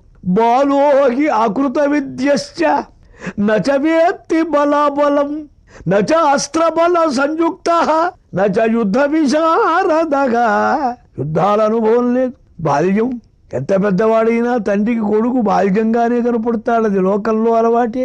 మమకారం అలా అనిపిస్తుంది. విద్యను పూర్తిగానివాడు, ధనబలం పరబలం తెలియనివాడు, అస్త్రబలాలు పొందనివాడు. మహాత్మా 60,000 సంవత్సరాలు సంతానం లేక తపించి తపించి జపించి స్నానాలు తీర్థయాత్రలు చేసి యజ్ఞాలు యాగాలతో పుత్రకామేష్టి యాగంతో సంపాదించుకున్న కుమారుడు. దుఃఖేన ఉత్పాదితాయం, మహా కష్టపడి కుమారుణ్ణి పొందారు. నరామం నేతుమర్హసి, అట్టి రాముణ్ణి నువ్వు తీసుకెళ్ళవు. నాకు 9 కుమారులున్నా చతుర్నామాత్మజానం హి ప్రీతి పరమికా మమ. ఈ రాముడి ఎందే నా మనస్సు ఎప్పుడూ లగ్నమై ఉంటుంది. ధర్మప్రధానుడు. ఇంతకు మరిచాను, రాముణ్ణి ఎలా తీసుకెళ్తావు స్వామి? రాముండు అగ్రతనూజుడు, రాముడు కులవర్ధనుడు, రాముడు ప్రియుడు, ఏ రాముని బుత్తేజాలను రాముని శిక్షణము బ్రతుకగా నోపన్. ఒక్క క్షణం కూడా రాముడిని వదిలిపెట్టి బతకలేరన్నాడు. శ్రీరామమూర్తిని తీసుకో వెళ్ళటం కుదరదన్నాడు. ఎలాగైనా నేను ఇవ్వలేనన్నాడు. బ్రహ్మన్ నైవ దాస్యామి పుత్రకం, ఇంకొక మాట అడిగాడు, అసలు ఆ వచ్చే రాక్షసులు ఎంతవారైనా నేనొస్తా, నా సైన్యం అక్షౌహిణి సైన్యం ఉన్నది, దాంతో బయలుదేరొచ్చి నేను యుద్ధం చేస్తా అన్నాడు. విశ్వామిత్రుడు మహాతపశ్శాలి. ఇంత తపస్సు చేసి వచ్చిన విశ్వామిత్రుడికి రాముడనే సత్యజ్ఞానానంద పరిపూర్ణ బ్రహ్మానుభవం పొందటానికి వచ్చాడు. కానీ ఈ ముసలాయనెందుకు దశరథుడు పెళ్లికి పోతూ పిల్లిని చక్కబెట్టుకెళ్ళినట్టు ఈయన కోసం వచ్చాడా? ఆయన ఇంత మాటని ఒక్క మాట అన్నాడు, ఆ రాత్రించరులెవ్వరు ఎవడు మఖాపాయంబునందింపగా వారిని పంచినవాడు, వారల బల వ్యాపారమే సందము, ఆ క్రూరాఘన్విత వృత్తులు ఎవని సుతులు, ఘోరాజిలో వారి నాకే రూపంబున నోర్వశక్యము, మనం బింపార చెప్పుండనన్. ఎవరితను, ఎవరి వారు, ఎవరు పంపిస్తున్నారు ఆలోచించాడు విశ్వామిత్రుడు. ఈ దశరథుడి గుండె పగిలి రాననేటట్టు చెప్పాలని రావణుని చేత పంపింపబడ్డవారయ్య. రావణ అంటే ఆ రోజుల్లో గుండె పగలటమే ఎంతవాడికైనా. ముసలాయన తెల్ల కిందైనాడు. బాబో నేను రాను, మా సైన్యం రాదు, మా పరివారం రాదు, మా పిల్లలు రారన్నాడు. చూచాడు, ఎందుకు రాలేవన్నాడు. ఏ మున్ను వెరతు నటరా, నాకు అసలే గుండె చెదిరిపోతుంది వాడి మాట చెబితే. రాముడు శిశువు అంతకంటే రావెరసున్, పిల్లవాడు అతను రాముడు, మా రామయ్య రాలేడు. మా మీద కరుణ సేయుము సుధీమయ, మద్గురుడవు ఇష్టదేవతవు అరయం. మాకు గురువును, ఇష్టదేవతవు, పరమ పూజ్యుడవు, మా మాట మన్నించి క్షమించమన్నాడు. చూచాడు విశ్వామిత్రుడు. కొంచెం ఈయన్ని భయపడితే గాని వ్యవహారం కుదరదనుకున్నాడు. పరమశాంతుడై వచ్చాడు విశ్వామిత్రుడు. కోపం అనేది ఏనాడో వదిలిపెట్టేశాడు. కోపం వదలబట్టే రామయ్య దగ్గరికి రాగలిగాడు. కోపతాపాలు పోనిదే భగవంతుడి దగ్గరికి రాలేరు. కామక్రోధాలు వెళ్ళిపోవాలి. వెళితే అప్పుడు వశిష్ఠుడైతాడు. వసితిష్టత ఇది వశిష్ఠ. కామక్రోధాలు పూర్తిగా గెలిచిన వాడు గనక శ్రీరామ ఆనంద స్వరూప పరబ్రహ్మ తత్వాన్ని అనుసంధానం చేయటానికి వచ్చాడు. ఇప్పుడు కొంచెం కోపం చూపించకపోతే ఇక్కడ వ్యవహారం కుదరదనుకున్నాడు. ఏమిటి రాలేవా? పిల్లల్ని పంపించవా? నువ్వు రావా? నిన్నెవరు కోరారయ్యా? పూర్వమర్థం ప్రతిశ్రుత్య ప్రతిజ్ఞాం హాతుమిచ్చసి రాఘవాణామయము అయుక్త కులస్యాస్య విపర్యయ. రఘువంశ సంభూతులైన పేరెన్నిక చెందిన మహారాజుల చరిత్రకు కళంకం తెచ్చిపెట్టావు. ముందు నోరు జారటం ఎందుకు, తరువాత నా చేత కాదలటం ఎందుకు? ఏమడిగినా ఇస్తానన్నావు, వెరుపు లేదన్నావు, సందేహం లేక అడగమన్నావు, మా కోరిక వ్యర్థం చేశావు, అనవసరంగా అడిగించావు. ఇది రఘువంశం వారికి విపరీత ధర్మం, ధర్మద్రోహం. ఇది నీకిష్టమేనా? యదీదంతే క్షమం రాజన్ గమిష్యామి యథాసుఖం, మిథ్యా ప్రతిజ్ఞ కాకుస్థ సుఖీ భవ సబాంధవ. నీకు ఇది నిజమే అయితే, న్యాయమే అయితే, నువ్వు చేసిన పని ధర్మమే అనుకుంటే, నువ్వు రాదలుచుకోక నీ కుమారుణ్ణి పంపించదలుచుకోకపోతే, మహారాజా బంధువులతో క్షేమంగా ఉండవయ్యా, నేను వెళతానన్నాడు. క్షేమంగా ఉండంటే బిరుసు మాట, ఆశీర్వచనం కాదు, పోరుపు మాట. నేను అలబద్ధం ఆడనా అంటాడు. అంటే ఆడను అని అర్థమా? కాకుస్వరం అన్నారు. ఇది వ్యంగ్యం, శాపం పెట్టినట్టుగా అంత భయం కల్పించాడు మాట.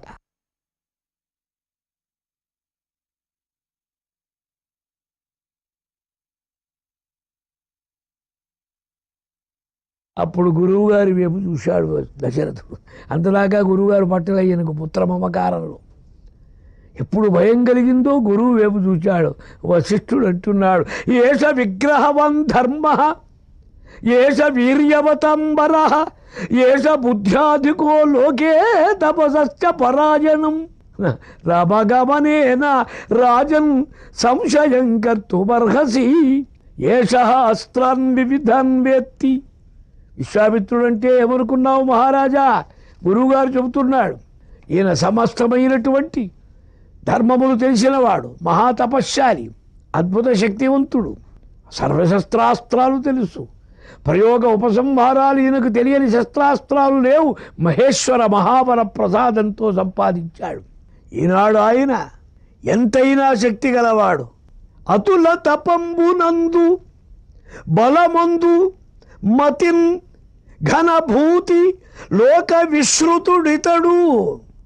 ఆ నిశాచరులను ద్రుంప సమర్థుడా ఈ మిషంబునను హితమతి నీతనూభవునకెంతయు మేలున గూర్చి నీ సుతుగొనిపోవచ్చే ఇటు సూనృత మొప్పగా ఇంక నెమ్మదిన్. తానే రాక్షసులను తోలగలడు, తనకు అశక్యం లేదు. అయినా ఈ మిష పెట్టి నీ కుమారుణ్ణి తీసుకువెళ్ళి సర్వశ్రేయస్సును కల్పించదలుచుకున్నాడు. ఎందుకని మహేశ్వర మహావర ప్రసాదంతో సంపాదించిన సర్వశస్త్రాస్త్ర ఉపసంహార ప్రయోగములు ఆయన చేతిలో ఉన్నాయి. విశ్వామిత్రుడంటే గాయత్రీ మంత్రద్రష్ట, గాయత్రీ మంత్రానికి ఋషి, మంత్రార్థ ద్రష్ట, మహాశక్తివంతుడు. రామమూర్తికి అస్త్రాలు ఇవ్వటానికి వచ్చాడు. శంకరుడిచ్చిన అస్త్రాలు రామమూర్తికి ఇవ్వటానికే. తరువాత వివాహం చేసి సీతమ్మను కూర్చడానికి. ఇన్నర్థాలు లోకక్షేమం, లోక కళ్యాణం, దుష్ట సంహారం, ధర్మస్థాపన. ఇంత పని నీ కుమారుడి చేత చేయించాలి. ఇది పెద్ద బరువైన పని. మేలున్న గుర్పగోరి నీ సుతుగొని పోవచ్చే ఇటు సూనృతమొప్పగా ఇంకా నెమ్మది. సౌజన్యంతో వచ్చాడు మహానుభావుడు. దీన్ని తోసేయవోకవయ్యా, నీ కోరిక తీరుతుంది. నిన్ను అనుగ్రహించడమే ఆయన ఉద్దేశ్యం. స్వయంగా రాక్షసుల్ని నిగ్రహించడానికి సమర్థుడై కూడా నీ కుమారుడి ద్వారా ఈ పని చేయదలిచాడు. తవ పుత్ర హితార్థాయ త్వాముపేత్య అభియాచతే. నీ పుత్రుడి యొక్క హితం కోసం వచ్చాడు, అది గుర్తించు. నిస్సందేహంగా పంపించమన్నాడు గురువుగారు. వశిష్ఠుడు ఎప్పుడు గట్టిగా నచ్చ చెప్పాడు, అప్పుడు రామా అని పిలిచాడు. ఎప్పుడు రామా అని పిలిచినా లక్ష్మణుడు వెంటనే ఉంటాడు. రామయ్య ఎక్కడుంటే లక్ష్మణయ్య అక్కడ ఉంటాడు. అది వారి అవినాభావ సంబంధం. ఈయన శేషుడు, ఆయన శేషశాయి. వారిద్దరి సంబంధం అవినాభావం. స్వామి కంశే శేషుడు కూడా. సపుత్రం మూర్ధ్యుపఘ్రాయ రాజా దశరథ ప్రియం దదౌ కుశిక పుత్రాయ సుప్రీతేన అంతరాత్మనా. నిస్సంకోచంగా కుమారుణ్ణి పిలిచి శిరసు మూర్కొని విశ్వామిత్రుడి చేతికిచ్చాడు. నాయనా, నేను చెప్పిన మాట ఎలా వింటావో నడుస్తావో నీ గురువుగారు విశ్వామిత్రుడి మాట కూడా నువ్వలా మన్నించాలన్నాడు. గురువాక్యం చాలా గొప్పదని. శస్త్రాస్త్ర గురువు అవుతాడు విశ్వామిత్రుడు, సామాన్యం కాదు. చక్కని పిల్లని మెల్లని చల్లని గాలి వీచింది. లోక కళ్యాణం అన్నమాట. విశ్వామిత్రుడి వెంట రామయ్య బయలుదేరటం, లక్ష్మణుడు బయలుదేరాడు. గురువుగారు ముందు, శిష్యులు వెనక. వెళ్ళి వెళ్ళి సరయూ నది దగ్గరికి వచ్చారు. నాయనా, కాడు గడుక్కో, ఆచమనం చెయ్యి. గృహాణ వత్స సలిలం మా భూత్కాలస్య పర్యయ. ఆచమనం చెయ్యి, ఆలస్యం వద్దు. మంత్రగ్రామం గృహాణత్వం బలాం అతి బలామపి. నీకు 2 విద్యలు ఇస్తున్నాను రామ. బల అతి బల. ఆకలి దప్పులు ఉండవు, శ్రమ ఉండదు, సంకోచం ఉండదు, అలసత్వం ఉండదు. క్షుతిపాసే నతే రామ భవిష్యతే. సమస్య శక్తులు నీకు కలుగుతాయి. నీకు ఇవ్వతగిన వాడివి నువ్వు అడగకుండానే ఇస్తున్నాడు. సత్పాత్రం అనగా విశ్వామిత్రుడు తపించి తపస్సు చేసి చాలా గాఢమైన దీక్షలు పొంది సంపాదించిన పుణ్య తపోధనాన్ని రామార్పణం చేస్తున్నాడు. యత్ కరోషి యదశ్నాసి యజ్జుహోషి దదాసి యత్ తపస్యసి కౌంతేయ తత్ కురుష్వ మదర్పణం అంటారు. జీవుడి మీద పెట్టుకుంటే బరువు అవుతుంది, అది బ్రహ్మభావం మీద వదిలిపెట్టాలి పరమాత్మకు. నువ్వే పని చెయ్యి, బ్రహ్మార్పణం అను. అప్పుడు నీ పని సార్థకమవుతుంది, ప్రశస్తమవుతుంది. అలాగే మంత్రాలు ఇచ్చాడు. ఇచ్చినవెప్పుడూ పరమాత్మ కాదన్నాడు. అందుకే ఆయన ఏమిచ్చినా పుచ్చుకుంటాడు. మనం కొట్టే కొబ్బరికాయలు, పులిహారులు, దద్దోజనాలు, నైవేద్యాలు, హారతులు, సేవలు ఎందుకు తీసుకుంటున్నాడు స్వామి? ఏమిచ్చినా తీసుకునేవాడు గనక, ఏమడిగినా ఇవ్వగలవాడు గనక. అది సర్వేశ్వరునికే ఉన్నది. ఆ నదీ తీరంలో రాత్రి పడుకున్నారు. తెల్లవారుజాముననే లేపాడు. కౌసల్య సుప్రజారామ పూర్వా సంధ్యా ప్రవర్తతే ఉత్తిష్టన రశార్దూల కర్తవ్యం దైవమాన్నికం. సుప్రభాతంలో ఈ శ్లోకం రామాయణంలోదే ప్రధానంగా.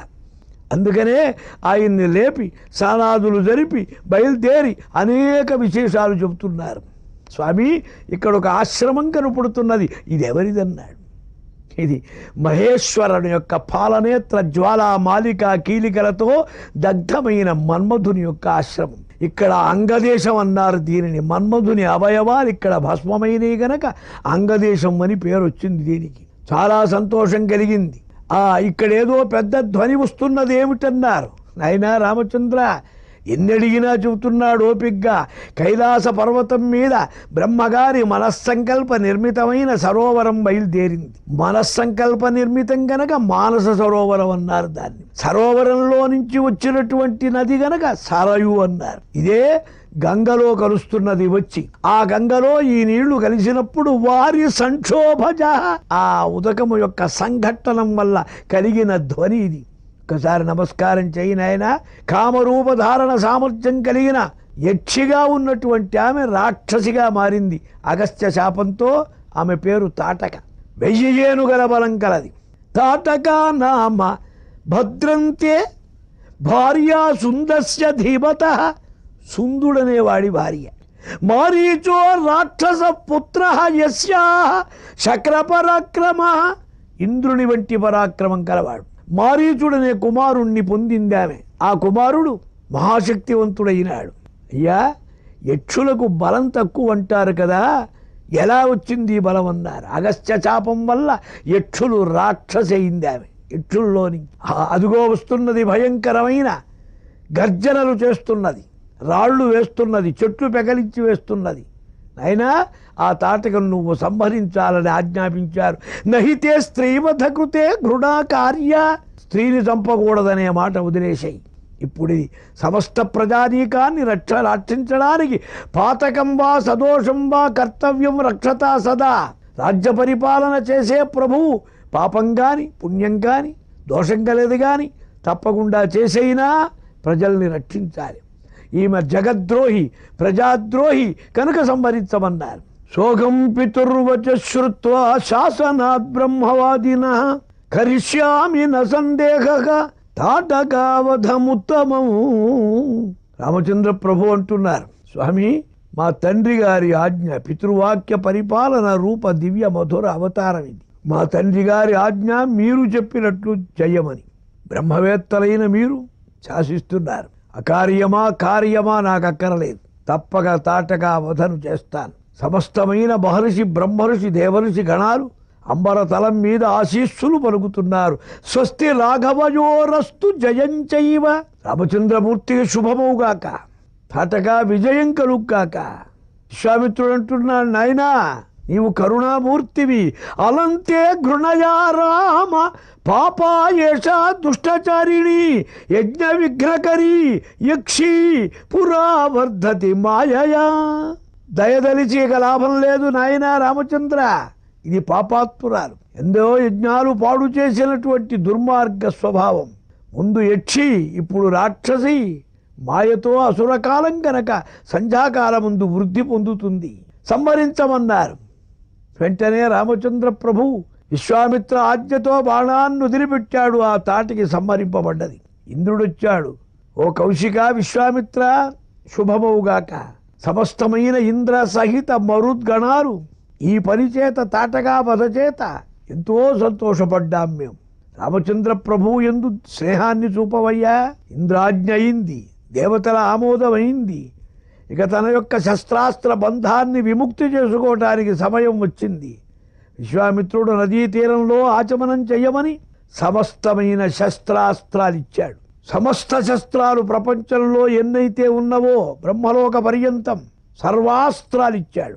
వాటి ఉపసంహారాలన్నీ ఇచ్చాడు. శస్త్రాస్త్రముల యొక్క ఉపసంహార ప్రయోగములు పొందడం చేత ఒక్కసారి సకురున్ మంత్ర జపంతో అస్త్రదేవతలు సాక్షాత్కరించారు. రామచంద్ర, యుగో సిద్ధంగా ఉన్నాను నీ కింకరుడుగా. మానసా మే భవిష్యత. మనస్సులో ఉండండి అన్నారు.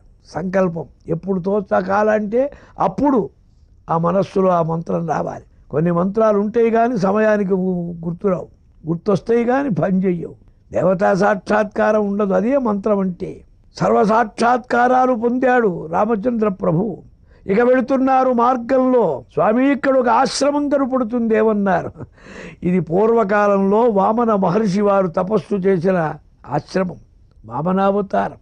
బలిచక్రవర్తి యొక్క నర్మదా తీర ముందు జరుగుతున్న యజ్ఞవాటికి వెళ్ళి 3 అడుగులు యాచించడం అనే పేరుతో సమస్త బ్రహ్మాండాన్ని ఆక్రమించి బలిని పాతాళానికి తొక్కాడు. దీని పేరు సిద్ధాశ్రమం అంటారు. ఈ సిద్ధాశ్రమం అనేది పరమసిద్ధ స్వరూపం గనక ఇక్కడనే నేను మకాం పెట్టుకొని తపోనిష్ట నడుపుతున్నాను.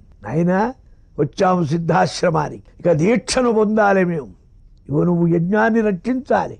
ఇప్పుడే దీక్షను పొందుతామన్నారు. పొందండి స్వామి. ప్రారంభించారు యజ్ఞ దీక్ష. ఋషులు చెప్పారు విశ్వామిత్ర శిష్యులు రామమూర్తికి, అద్య ప్రభృతి షడ్రాత్రం రక్షతం రాఘవౌ యువం. ఇది మొదలు 6 రోజులు రాత్రింబగళ్ళు యజ్ఞ దీక్షలో ఉంటారు. దీక్షంగతో కేశ ముని మౌనత్వంచ గమిష్యతి. దీక్షను పొందాడు మహర్షి. నిద్ర లేకుండా, ఆహారం లేకుండా తపోవనాన్ని రక్షించాలి రామమూర్తి లక్ష్మణుడు. 6వ రోజు వచ్చింది.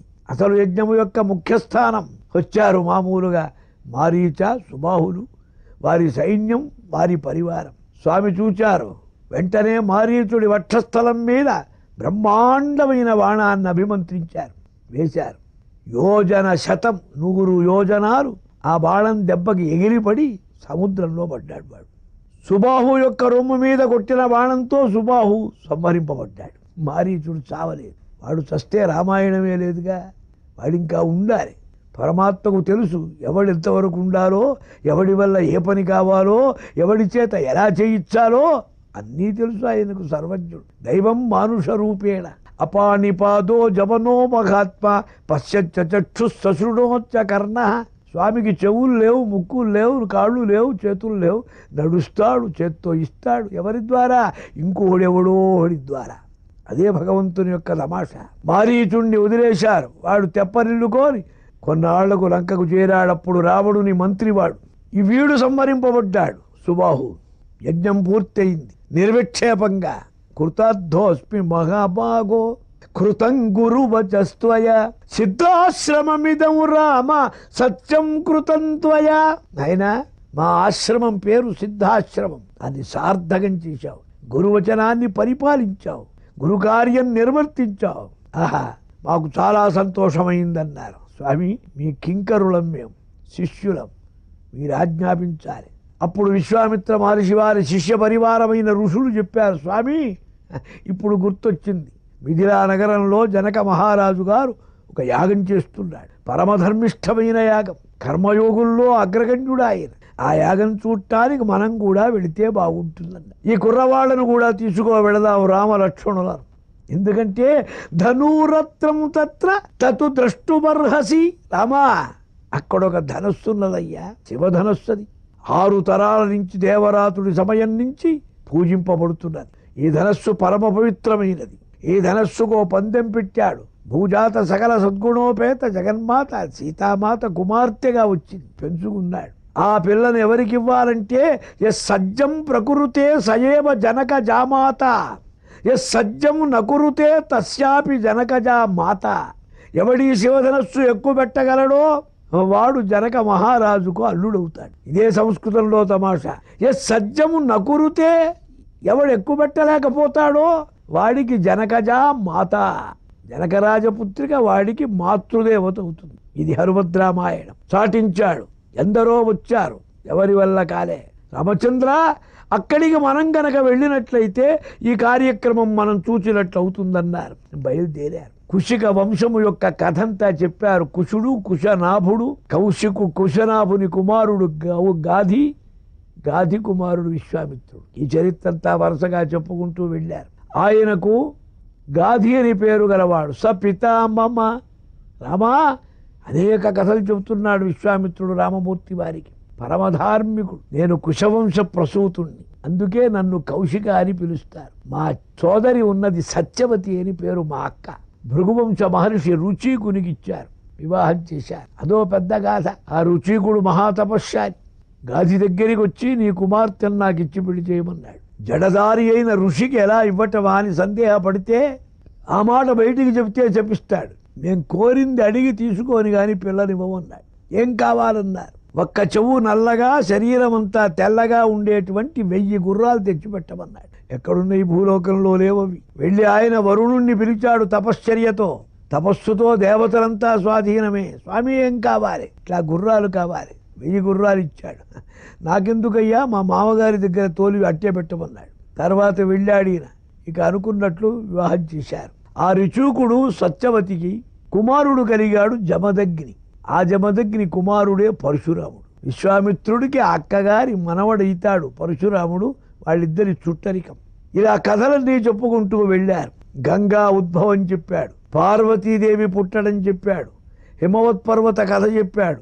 గంగమ్మ పెద్ద కూతురు హిమవంతునికి, చిన్న కూతురు పార్వతి. పెద్ద కూతురు లోకక్షేమం కోసం నదిగా సమస్తమైన జగత్తులను పావనం చేసే త్రిపథగా. త్రిపథ అంటే 3 మార్గాలు. మందాకిని స్వర్గమందు, పాతాళంలో గంగా, భూమి యందు గంగా. గంగా అంటే గాం గచ్చత ఇతి గంగా, పైనుంచి కిందికి భూమికి దిగి వచ్చింది గనక గంగా అని పేరు. ఈ గంగా ఉద్భవం చెప్పాడు. సగర చక్రవర్తికి 2 భార్యలు, కేశిని సుమతి అని 2. మహాతపశ్శాలి ఆయన. పిల్లలు లేరు. భృగు ప్రశ్రవణంలో భృగు మహర్షి వారి సేవ చేశాడు. వెళ్ళి వారి ఆశీర్వచనంతో ఒక ఆమెకు 60,000 మంది కుమారుడు, ఒక ఆమెకు ఒక్కడే కొడుకు. వాడి పేరు అసమంజుడు.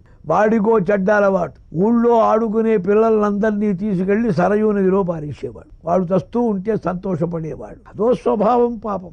ప్రజలంతా వచ్చి మొత్తుకున్నారు మహారాజు దగ్గర. వీడిని దేశ బహిష్కారం చేయమని పంపించాడు. అప్పటికే వాడికి పెళ్ళయింది ఒక కుమారుడు, అంశుమంతుడని కుమారుడు. ఈ 60,000 మంది కుమారులు పెద్దవారైనారు. ఒక పని మీద పుట్టిస్తాడు. జనాభా పెరిగిందని మనం అవస్థపడతాం. ఎందుకు పెంచుతాడో ఆయనకు తెలుసు. ఎట్లా ఖర్చు పెట్టాలో నిమిషంలో ఖర్చు పెడతాడు. ద్వాపర యుగంలో అనేక అక్షౌహిణీల పరివారాలు బయలుదేరితే 18 రోజుల కురుక్షేత్రంలో కృష్ణార్పణ అయిందంత. ఎట్లా పుట్టారో అట్లాగే వానాకాలంలో చూడండి, కొన్ని రెక్కల పురుగులు వస్తాయి. లైట్లు ఆర్పి కూర్చొని ఫ్యాన్ వేసుకున్నా విపరీతంగా ఒంటి మీదకి పాకుతాయి. ఎట్లా పుట్టావు? వాడికి ఎవరు పెళ్లి చేశారు? ఎవడు తండ్రి? అబ్బెవడు? అమ్మెవడు? ఏం చెబుతావు? ఎట్లా పుట్టావో అట్లాగే 10 నిమిషాల్లో మళ్ళీ కనపడదు ఒక్క పువ్వు కూడా. ఇచ్ఛామాత్రం ప్రభో సృష్టి. అది పరమేశ్వరాధీనం. 60,000 మంది పుట్టారంటే వీళ్ళతో పనుంది. ఏం పని? గంగానదికి పూడిగ తీయాలి. భూలోకంలో ఉన్న గంగంతటికీ పూడి తీయాలి. ఇది ఎంత లేబర్ పెట్టినా, ఎంత డబ్బిచ్చినా, ఏ కూలీలను పెట్టినా, ఎన్నేళ్ళు ప్రాజెక్టు పెట్టినా అయ్యే పని కాదు. ఈ 60,000 మంది అందుకోసం పుట్టారు. మంచి రుస్తుం వస్తాదులు వీళ్ళు. ఆయన యజ్ఞం చేస్తున్నాడు, అశ్వమేధయాగం. ఈ యజ్ఞంలో గుర్రాన్ని ఇంద్రుడు ఎత్తుకెళ్ళాడు. ఆ గుర్రం పట్టుకోరారా అని పంపించాడు. భూమి అంతా వెతికారు, కనపడలే. భూమి కాదు పాతాళమైనా, భూమి తవ్వైనా తెమ్మన్నాడు. వరుసగా తవ్వుకుంటూ వెళ్ళారు. ఆనాడు వారు తవ్విందే సముద్రానికి పూడిగా తీసినట్లయింది. లేకపోతే ఒడ్డంతా కట్టి కలిసిపోతుంది కదా మట్టితో. పాతాళలోకానికి వెళ్ళారు. కపిల మహర్షి వారు తపస్సు చేస్తున్నారు. మహాయోగి, సాంఖ్య ప్రవర్తకుడు, భగవద్ అవతారం. ఆయనే దొంగ అనుకున్నారు వీళ్ళు భ్రమ కొద్దీ.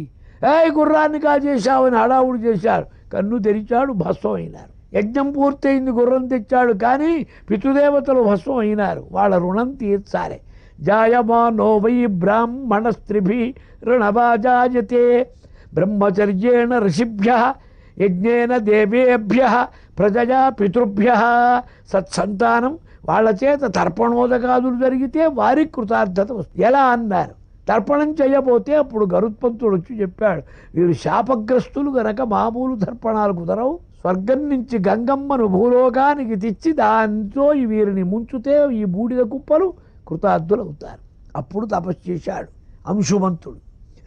వాడి హయామంతా చేశాడు. కొడుక్కు తపస్సు ఇచ్చేసి దిలీపుడు కుమారుడు, వాడికి పట్టాభిషేకం చేసి వెళ్ళి తపస్సు చేశాడు. కాలే. దిలీపుడు తన కుమారుడు భగీరథుడికి పట్టాభిషేకం చేసి అతను వెళ్ళి తపస్సు చేశాడు. సగరుడు యజ్ఞం పూర్తి అయిపోయింది. సగరుడి చరిత్ర కూడా ఏమీ చేయలేకపోయినాడు. సగరుడు, అంశుమంతుడు, దిలీపుడు, భగీరథుడు. భగీరథుడికి పిల్లలు లేరు. అయినా సరే గంగను భూలోకానికి తెచ్చి తీరాలి. స్వార్థ త్యాగంతో పట్టుదల. నీలో పట్టుదల, నియమం, ఏకాగ్రత ఉంటే ఎంత పనైనా సాధించవచ్చు. భగీరథుడి చరిత్ర దీనికి దృష్టాంతం. సంతానం లేదు, రాజ్యం ఏమవుతుందో అనుకోలేదు, తపస్సు చేశాడు. అప్పుడు తపశ్చర్యకు బ్రహ్మగారు ప్రత్యక్షమైనారు. గంగను ఇమ్మన్నాడు, ఇచ్చానన్నాడు. గంగమ్మని పిలిచారు. గంగమ్మన్నది, నేను దిగుతా గాని నన్ను మోసేవాడెవరన్నా, పైనుంచి కిందికి దిగితే భూమంతా ప్రళయం అయిపోతుంది. అప్పుడేం చేయమన్నారు? శంకరుణ్ణి ప్రార్థించమన్నారు. ఎంత బరువైనా మోసేవాడు శంకరుడు. ప్రళయకర్త అంటాం కానీ ఏ హెచ్చు తగ్గులు వచ్చినా సుప్రీం తీర్పు శంకరుడి దగ్గరే. విషం వస్తే తాగటానికి ఆయనే, త్రిపురాసుల్ని చంపాలంటే ఆయనే. ఇక్కడ కూడా చూడండి, గంగమ్మను మొయ్యాలంటే విష్ణుమూర్తి బ్రహ్మగారు వెనక్కి వెళ్ళారు, ఈయన్నే పంపించారు.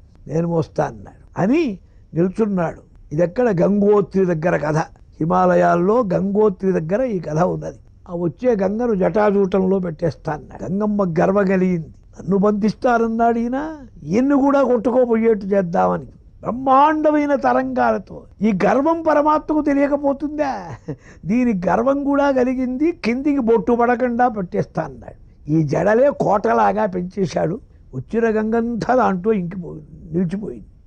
ఎక్కడికి పోతుంది? పెద్దవారు పొట్టాడుకుంటే చిన్నవారికి పీకులాట. భగీరథుడు గోల, అయ్యా గంగ నా కోసం తెచ్చానా, మీ జడల కోసం తెచ్చానా, నన్ను క్షమించి వదలండి అన్నాడు. అప్పుడు ఒక పక్కన కొంచెం సందు చేస్తే 3 తూర్పు ప్రవాహాలైనవి, 3 పశ్చిమ ప్రవాహాలైనవి. ఈ ప్రవాహాలు అటు ఇటు పోతే తన వెంట ఒక ప్రవాహం వచ్చింది. అదే కేవలం భాగీరథి అని పేరు. భగీరథుడి వెంట వచ్చింది గనక హ్లాదిని, పావని, నలిని అని 3 పేర్లు తూర్పు ప్రవాహం. సుచక్షు, సీత, సింధు అనే 3 పేర్లతో పడమర ప్రవాహం. ఈ 6గాక సప్త ప్రవాహములన్నమాట.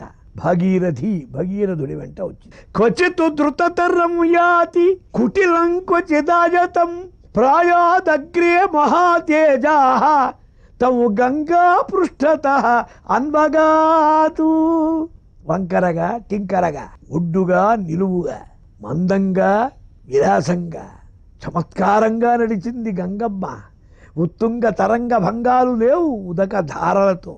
ముందు భగీరథుడి రథం, వెనక నుంచి గంగ. ఈ మధ్యలో జహ్ను అనే మహర్షి తపస్సు యజ్ఞం చేస్తున్నారు. దారిలో అడ్డంగా ఉన్నాడు. ఈ ఋషిని మాత్రం మనం ఎందుకు ఉంచాలని మొత్తం ముంచేసింది గంగ. చూశాడాయన, అగ్నిగుండం మీదకి వస్తున్నది గంగ. నీ పని ఇట్లా ఉందా? 3 ఆచమనాలతో లోట్లో పోసుకున్నాడు. గంగంతా ఎండిపోయింది. మళ్ళీ భగీరథుడు గోల, స్వామి మా గంగని ఇవ్వండి అని. మహాయోగి. యోగం అంటే అది. మీరు నీళ్లు తాగినా నోటితో తాగితే చెవులో వదిలిపెట్టచ్చు. మనకి ఇంద్రజాలాల్లో చూపిస్తుంటారు అప్పుడప్పుడు, మన వల్ల కాదది. యోగికి ఎక్కడా శరీరంలో చెడు పదార్థం ఉండదు. మీరు బాగా బత్తాయి రసం తాగితే ఈ చెయ్యి ఇట్లా కోస్తే బత్తాయి రసం వస్తుంది. అది మనకు నెత్తురుగా, చీవుగా, పాడు